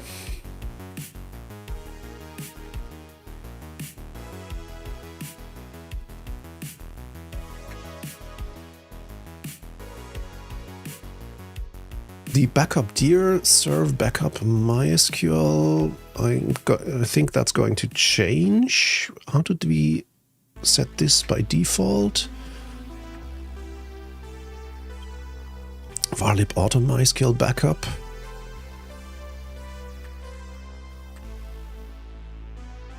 I think if at all we should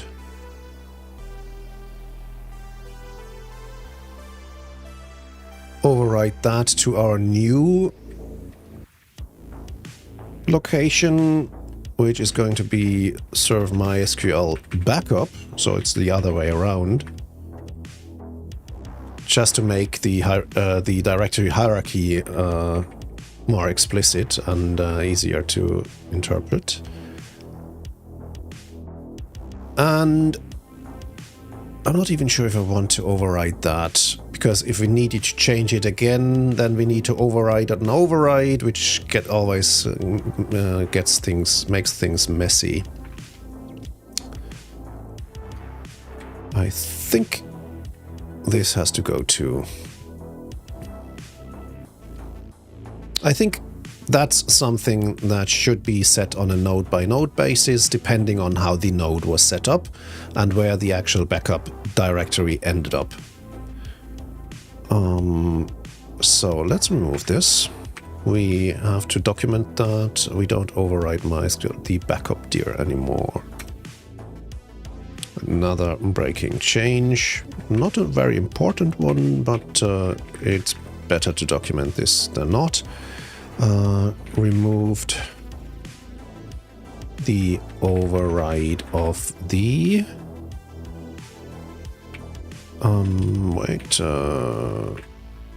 MySQL Freistic backup dir attribute.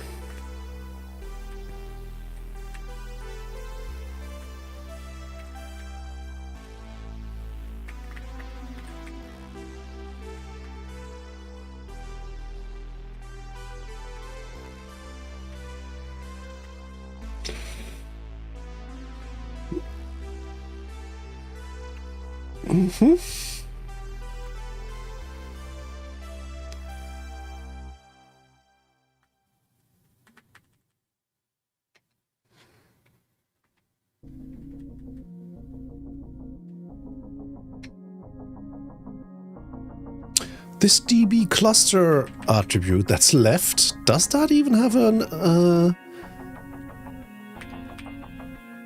use now? We set it in our test configuration. We do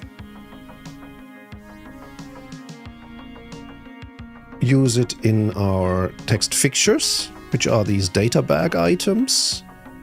But here, yeah, we needed to find the websites that we need to deploy. That's perfect. That's great. Yeah, that's actually useful.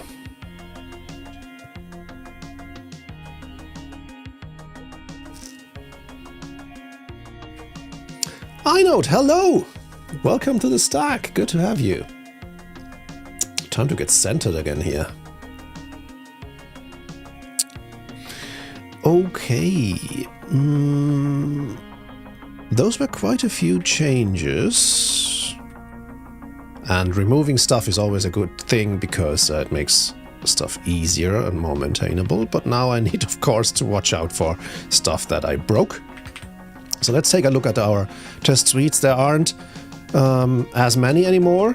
Since we have a test suite for Ubuntu 16 and Ubuntu 20, there's 2 default and 2 primary active test suites.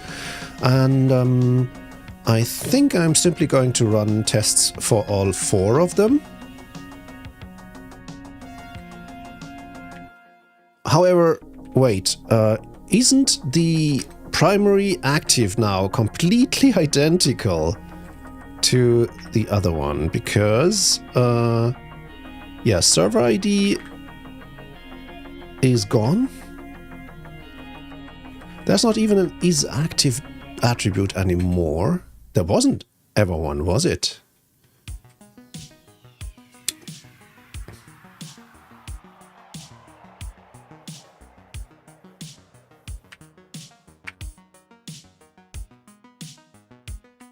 I think having an isActive attribute is useful.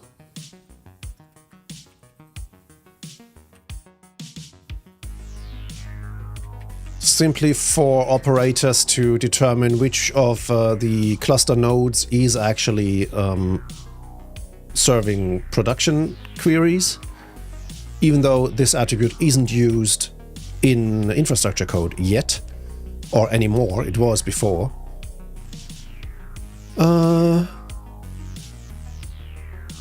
That does make sense. Okay, let's go back to our test configuration. We set a server root password for our tests, and we set these 2 attributes.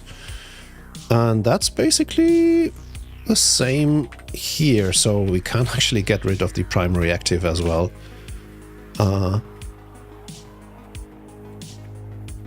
Which will shorten the test time for this. Let's run a test suite.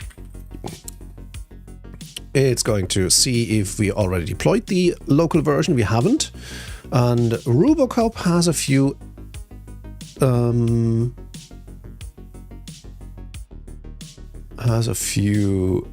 comments here, and that's all in attributes net data, where we do a symbol conversion. Interesting. What's happening here? Ooh, okay. Yeah.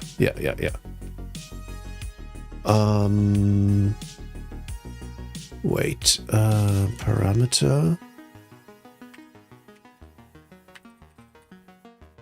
We'll do that.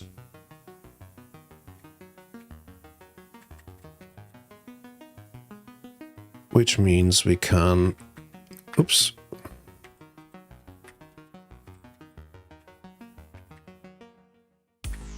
Make those symbols.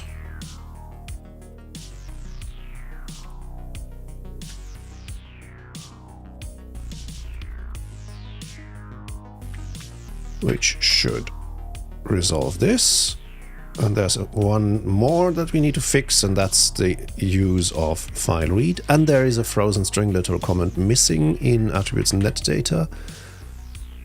Yes, there's a colon missing.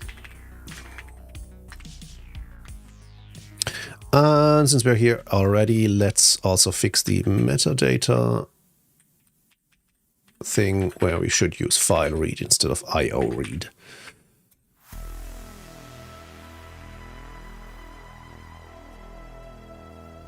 Okay, stylistically we are good. Now it's running the test VMs. So it's running 2 test suites, one for Ubuntu 16 and one for Ubuntu 20, and both fail immediately because I think we are using not the right images. Yep, we don't. Duke writes, that once in a while time when your router decides to crap itself and the internet becomes all unstable, because rebooting your router every once in a while is a good thing to do. Yeah, sometimes that's actually the case. I'm very happy since I switched the whole house to Unify stuff, which wasn't cheap, but it's very reliable. And even though I'm using an actual Wi-Fi connection between the first floor and the ground floor, or the second floor and the first floor, however you count. Because we can't do cabling since we are renting the place, it works very nicely, and I'm quite happy how things work. Kosinchik asks, do you run any component tests like PHP unit tests as part of your deployment tests? The test suite that I'm running at the moment, that's actually an integration test where we do exercise these cookbooks. What this does, it spawns a VM based on the box image that I'm defining here, and we'll have to change that to generic Ubuntu-1604 and generic Ubuntu-2004. It spins up a VM using this VM image, and then it installs this cookbook with all its dependencies and runs Chef. And then it runs all the tests that are here under test integration. For example, this the default spec file where we run different commands. In this case, we run a command on the test VM where we create the command with the run query method up here, which creates a MySQL command where it says show databases. And that should work. It should include DB1, DB2, and DB4.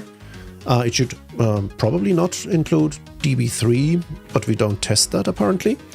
And then we run a few more commands here, which all exercise the database and check that it's actually set up the way this test has been defined.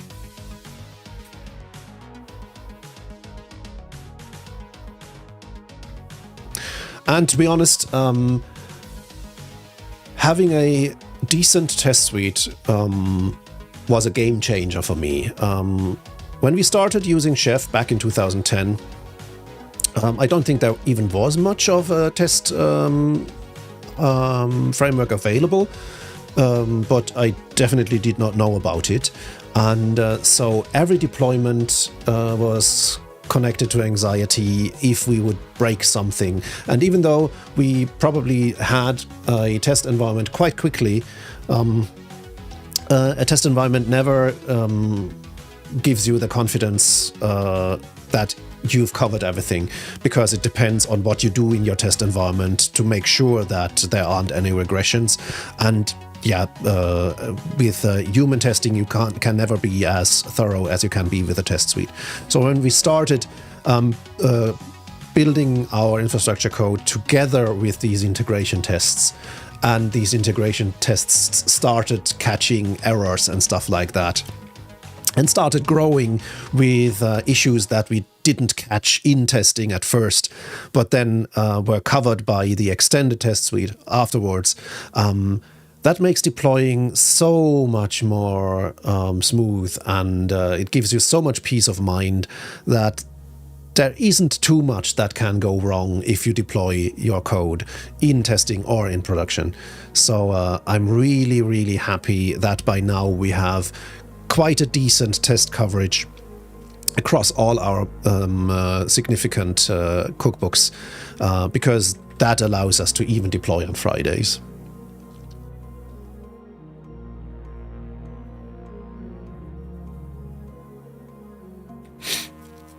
I 100% agree, Duke. So, I guess I'm going to delete these VMs manually, and then we'll try another test. If I fix the image names correctly, they should now be able to spin up.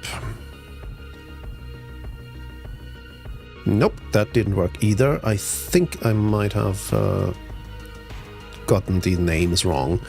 The issue here is that the previous image names here were still geared towards VirtualBox, but here on my workstation I've now switched to KVM, And these generic images that I want to introduce here actually work with VirtualBox in our CI system as well as KVM on my workstation. So let me quickly look up how the names actually go. Oh, it's without the dash. Generic, and then Ubuntu 16.04 and Ubuntu 20.04. So let's do that.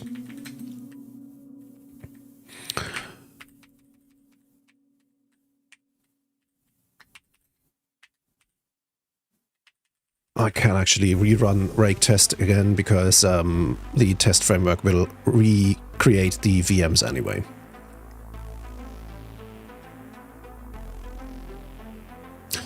And it still says it couldn't be found because the dots need to go as well.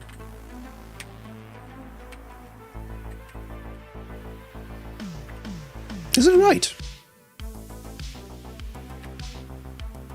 It looks strange. Looks unfamiliar. But no, that's exactly how it's supposed to look. Okay.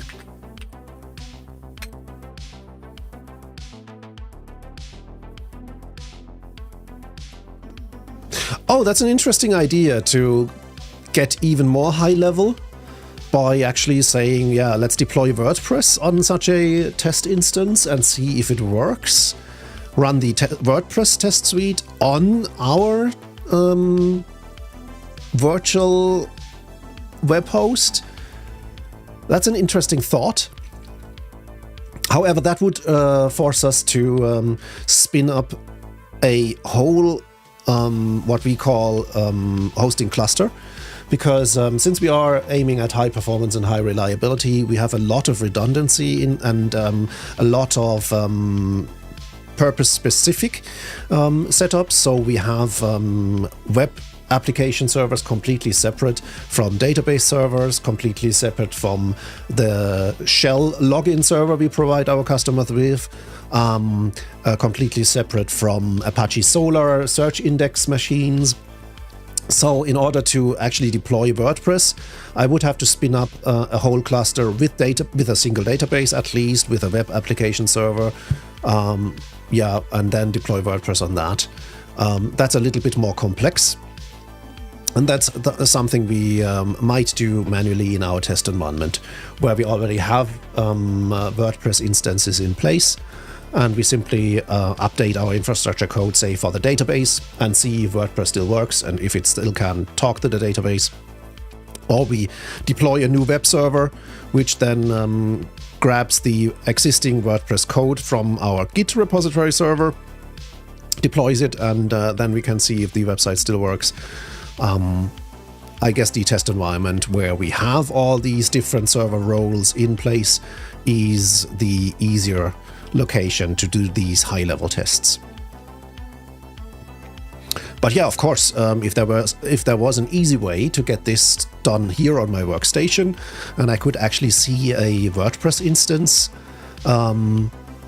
getting queried and seeing if different pages still appear. I could even test our varnish configuration in terms of if it still lets cookies pass and stuff like that. It would be nice, but it would be very, very a lot of effort to set this up. Speaking of varnish, that's actually the talk that I'm working on right now. I'd like to do a talk and a course on building high-performance content delivery with varnish. And if you're interested in that, I invite you to follow me on Mastodon. I'm monospace at floss.social. As soon as I have the landing page for my varnish course in place, I'll post it on my Mastodon account.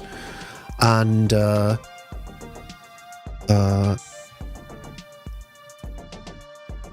good try, Exegete. I think it's social, isn't it? Yeah, here we go. I should add aliases there.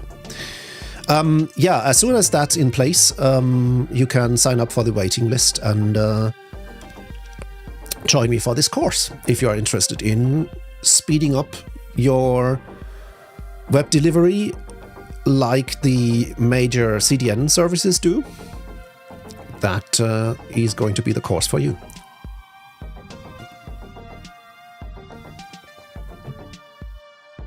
So let's see, it's switched to the second test suite. Did the first one finish successfully? Yes, it did. Very nice. And it's nice that we only have to run 2 now instead of 6.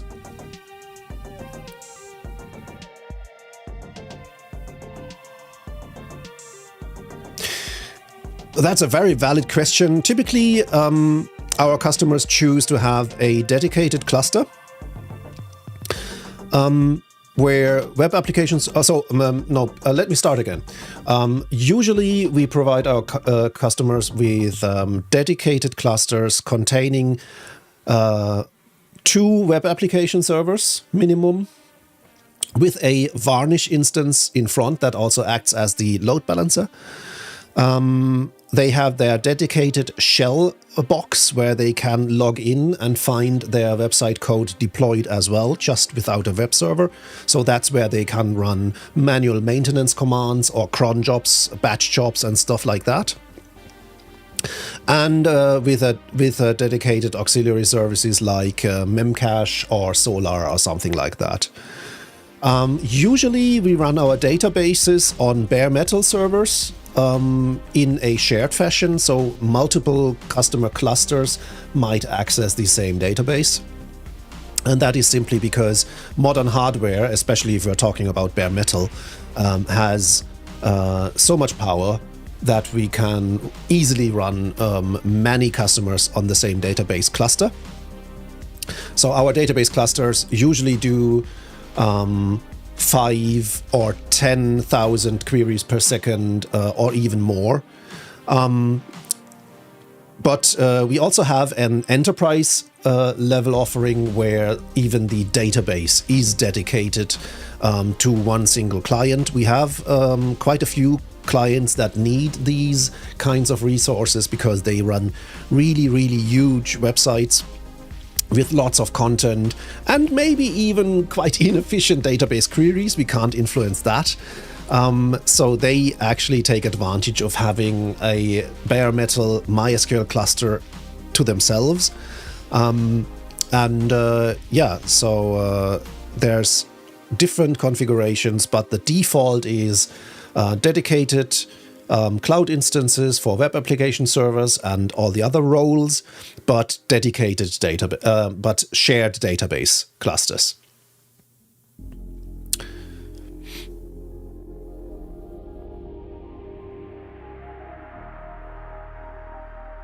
Now, why is this taking so long? I guess it's installing packages. That's one of the steps in Chef that take the longest. If there's a long list of package dependencies, the Chef run pauses for a substantial time. But since Chef works in what's called an idempotent way, this only happens when Chef runs for the first time on a machine, because if I run Chef a second time, all these packages are already in place and this step gets skipped completely. So that's just for the first time. And we especially experience that when we set up new web application servers, because those have probably hundreds of PHP packages that get installed. Not only is PHP split across many packages anyway because of all the PHP extensions and PHP modules, but also we install different PHP versions in parallel, and that takes ages.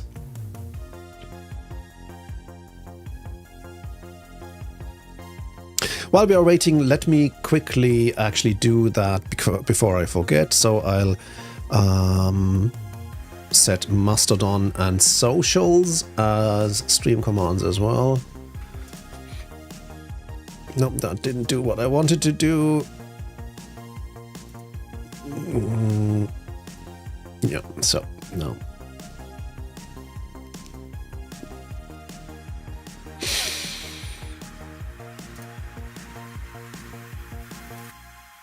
Chat commands, custom commands. Where's the social command? Here it is. Socials, Mastodon. There we go. Thanks for the inspiration, and thanks for your help, Exegete. Good to have a moderator that's that diligent.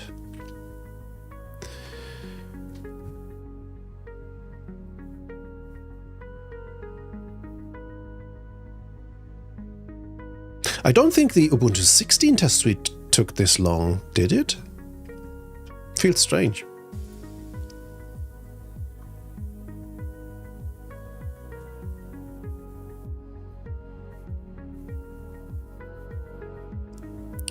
Yeah, the more static WordPress or any website is actually the CDN or Varnish for that matter. Actually, Fastly is built on Varnish. Can cache, and that makes websites really, really quick. But of course, the more content a website has, which might actually be not as static, the less these caching measures have effect, and that requires then pretty beefy databases to keep page rendering times down.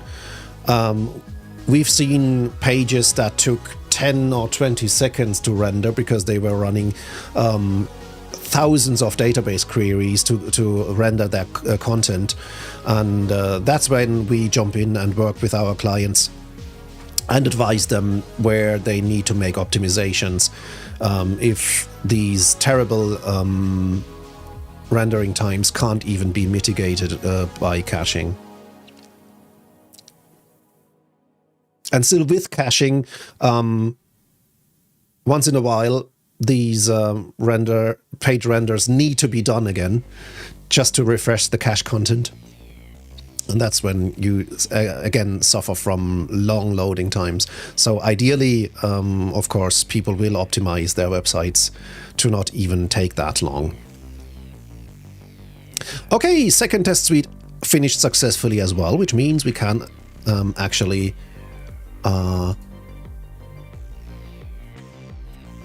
commit this and submit another merge request.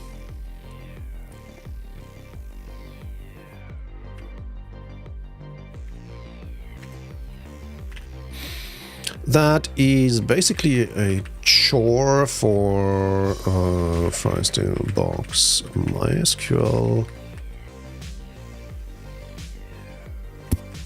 cleanup and dependency updates. This change applies the cleanups in MySQL, or let's start with, let's call it MySQL Freestyle and transitively MySQL X. It also does some cleanups on the book, or it also the cookbook itself has also been cleaned up.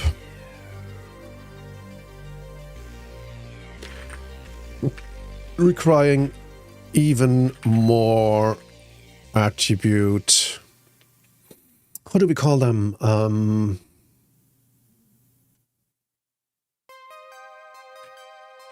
Namespace migrations before deployment. I guess that's good.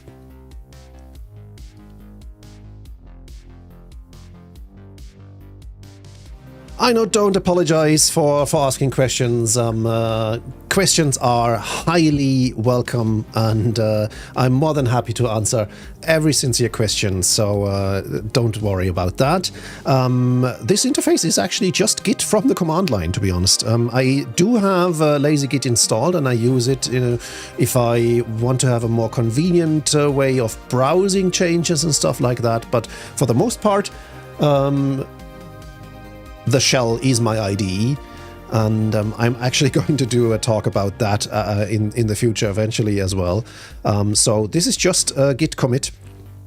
The only thing that I've done to make my life a little bit easier is that I created a lot of command line aliases. So as you can see, I used GA dot to execute git add to add all these changes to the current stage, and then I used GC git commit to write my commit message and commit stuff. So there isn't even a GUI in play here, even though LG should get me into LazyGit. But I guess I find using the command line and the aliases even more efficient than LazyGit.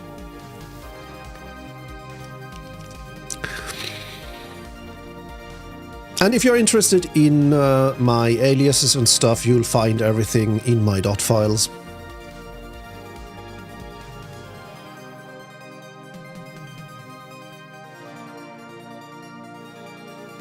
I need to change that command as well, because that blog article I'm linking to isn't up to date anymore. It still explains how I set up things using RCM, but by now I'm using Chez Moi. So it would be a little bit misleading to point people to this article. Let me get that fixed quickly.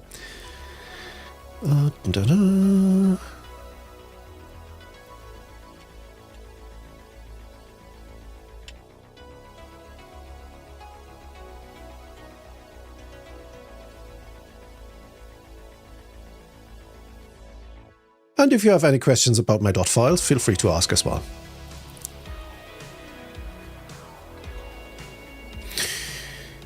Okay, let's push it.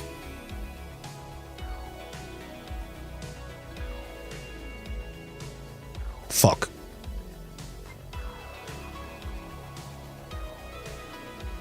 I pushed it right to master. And that shouldn't even be possible. I don't mind it getting deployed right away, because it's a major version change, and as I said, we've pinned major versions in our environments, except for the test environment, to be honest. Or did we? Yeah, we might have. And yeah, if I broke the test environment by doing that, that's not too tragic. But I definitely need to make sure that doesn't happen anymore. Let's make sure that I can't do that anymore. That was bad. I should have actually created my branch first, which I never did. Yeah.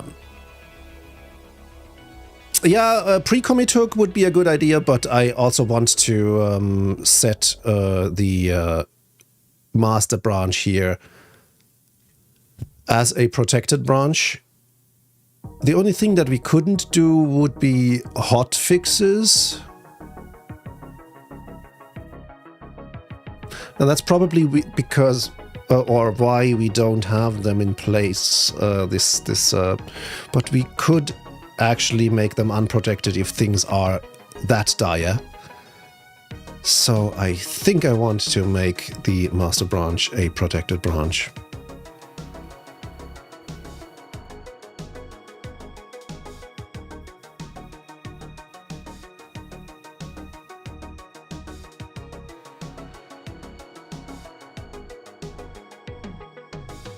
It is actually protected, allowed to merge, allowed to push and merge for one role. Yeah, we need to change that. Allowed to push and merge.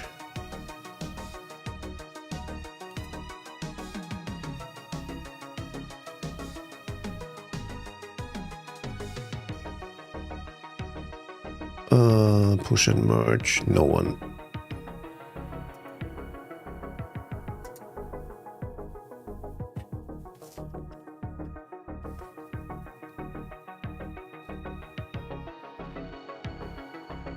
Balthazar, how you doing? Yes, you're right, and getting feedback before actually trying the push would be nice too. Let's find out if that's actually possible, but let me see what I've triggered by this accidental push.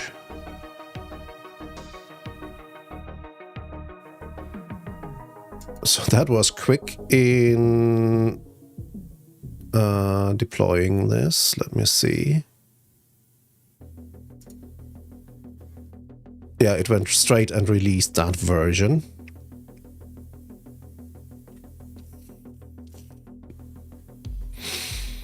Okay, let's take a look at the Git hook situation right away. Isn't there...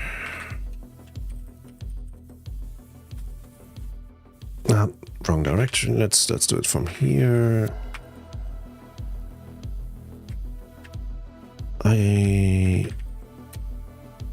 Okay, so there isn't any hook in place yet.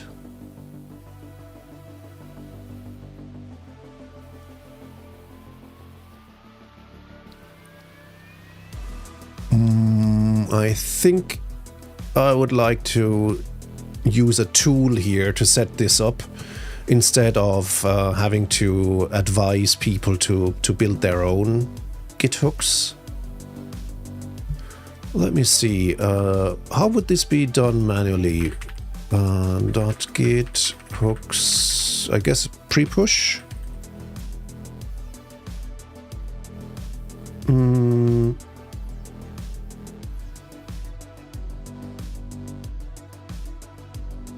Apparently there's no... I shouldn't even be able to commit to master, right?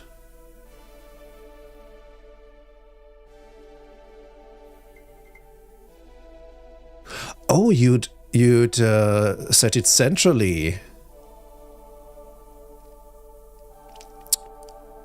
No worries, Balthazar. You're actually, well, yeah. That being said, I'm already nearing the 3-hour mark, at least as it was scheduled, but I started half an hour late due to technical difficulties with my NVIDIA encoder. So, yeah, well, since I have a few things to do, and there is going to be a Monospace Hangout later today in our community Discord. A Hangout is just a casual chat between nerds, and you're kindly invited to join us there. That's going to be at 8 p.m. UTC. If you'd like to join us there, you're more than welcome. And we can talk about all kinds of stuff, just shooting the breeze. So I guess I should actually at least end on time, even if I didn't start on time. So let's get this Git hook thing done. I won't be able to do much work anyway, much more work. So let's see. Let's think this through. I shouldn't actually even be able to commit to master. That way I won't run the risk of creating confusion, and that of course would also prevent the thing that just happened where I actually pushed to origin master. Let's think through a few scenarios. So if I had a really urgent change that I needed to get out, that would prevent me from doing so. I could skip hooks, and I could disable the branch protection on the GitLab side. That way I could commit to master and deploy that directly. But how about we went the official way? I would make my changes in a branch, push that branch, and then I could skip the merge request, merge that branch right away, and get it deployed that way. And maintainers are always going to be able to merge regardless of merge request or not, right? So we wouldn't hinder ourselves much by saying, okay, yeah, don't commit to master, don't deploy master. The official way would be push to a branch and do a merge request, and the emergency way would be push to a branch and merge it right away. So that's, I think, a valid way to go about things. So it's good that I did actually block pushing to master, and making building a few limits locally would also help. So let me see, what does pre-commit do?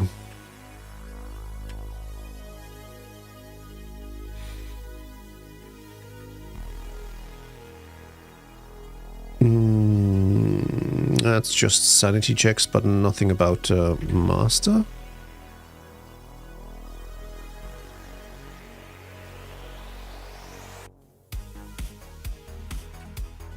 How would that look like? Wrong. Git hook prevent commit to master. That's a simple hook that simply checks the branch name.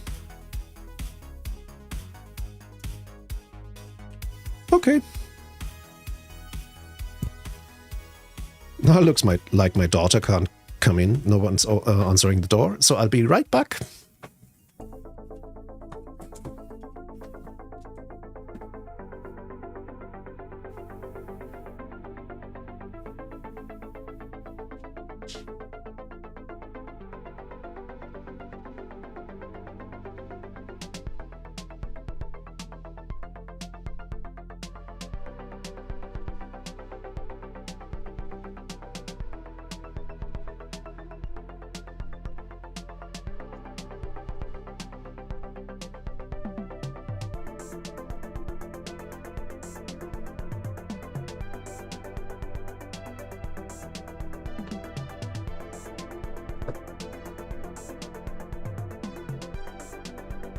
Hey. Yeah, main or master. That's right. We'll extend that.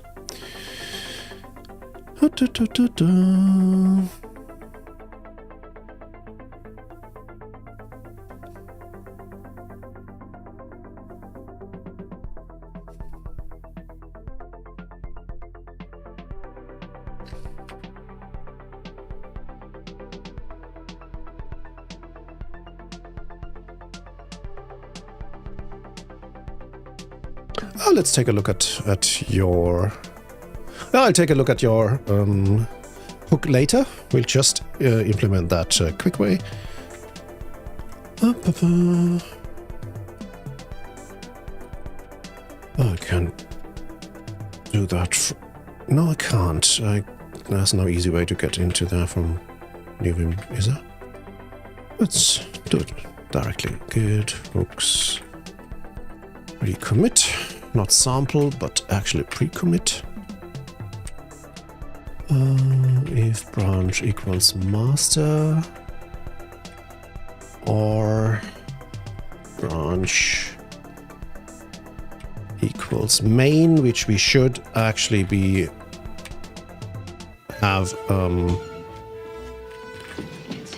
which we should have switched to main a long time ago. Current 7, welcome to the stack. Thanks for following.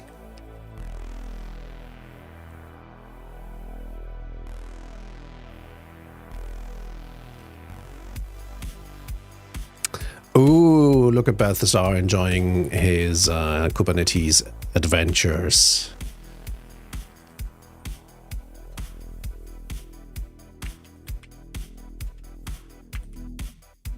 Okay.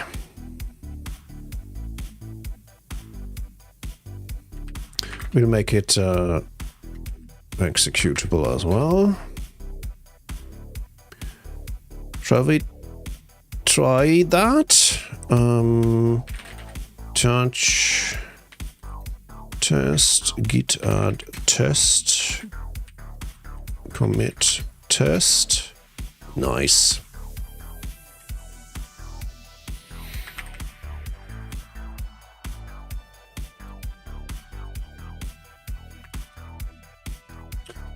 Good. That's not going to happen anymore.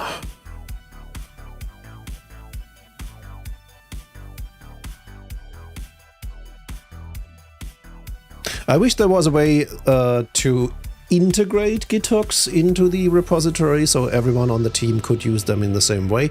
And that's why I probably will introduce left hook eventually. That's what I've been using with other repositories, where you can simply run left hook install and then it'll install hook definitions that are actually integrated into the repository. And that way we'll have consistent Git hooks across the team. I'm not actually familiar with the pre-commit Python app. What does it do? I guess, yeah. There needs to be a way to make Git hooks transportable between team members.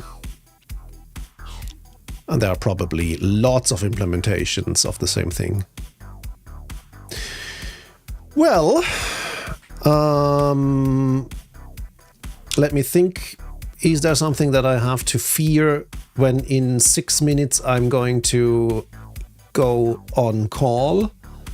I don't think so, because even if I broke something in our database recipes, I don't think it'll impact our test environment too badly.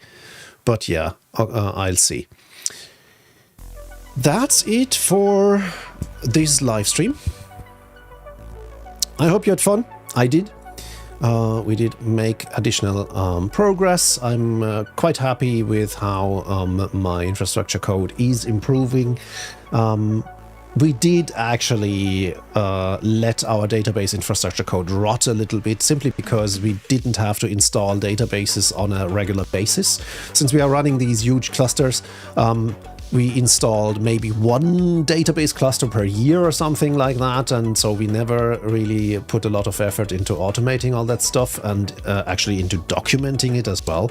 And just when we had a few recent database outages, I did realize, oh god, our documentation is more like Swiss cheese and like a moldy Swiss cheese at that.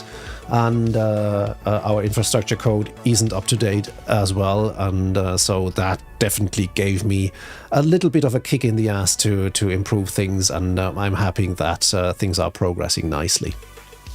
As I said, tonight we're going to have our Monospace Hangout, and I'd love for you to join us. The more the merrier.